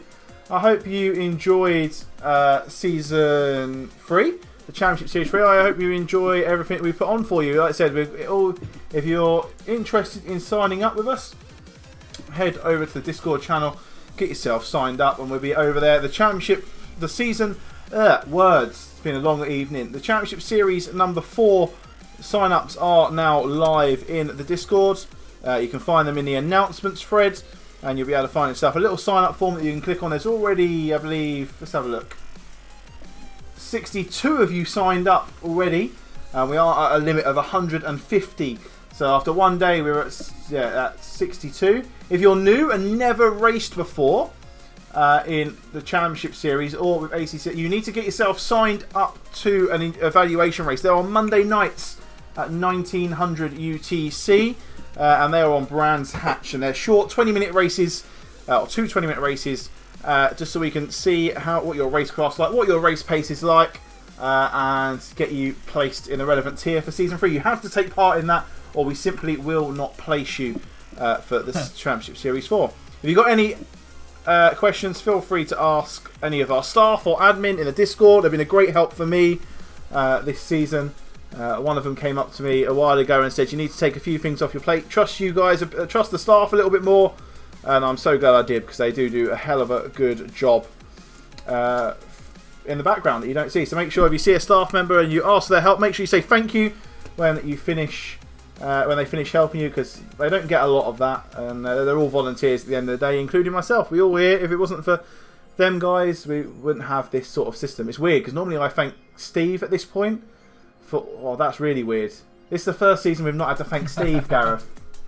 Oh. Well, thanks Steve anyway for creating the platform for us to race on. Thank you for setting them up. Thank you for setting up ACC Sim Series for us to take over. But thank you very much. Gareth, any messages? Anything to say before we head off for the evening? I just want to hype the AC event again, 28th. It's not going to be on SGP, something I should probably mention more, because people have reminded me in the Discord that they didn't know that. Because SGP, we have to have the mods approved. So we can have more freedom, we're going to do that. We also want to start doing more AC events. I'm going to hopefully organise one on the Fridays that aren't on the championship days as well, and we might try doing late Friday ones to try and get some of the Americans involved as well. So that's AC stuff. Let's go. Awesome stuff. Well, thank you very much for tuning in, guys. We'll see you in the Discord over the rest of the weekend, and I look forward to you guys taking part in some of our 10 days of Christmas events, which kicked off tonight, but the community events kick off tomorrow with a Lamborghini Super Trofeo versus Porsche Cup car at the Circuit de Catalunya in Barcelona, and we'll see you there. Goodbye. Why is the outro not playing? Count to 0. I just wanna be a superhero.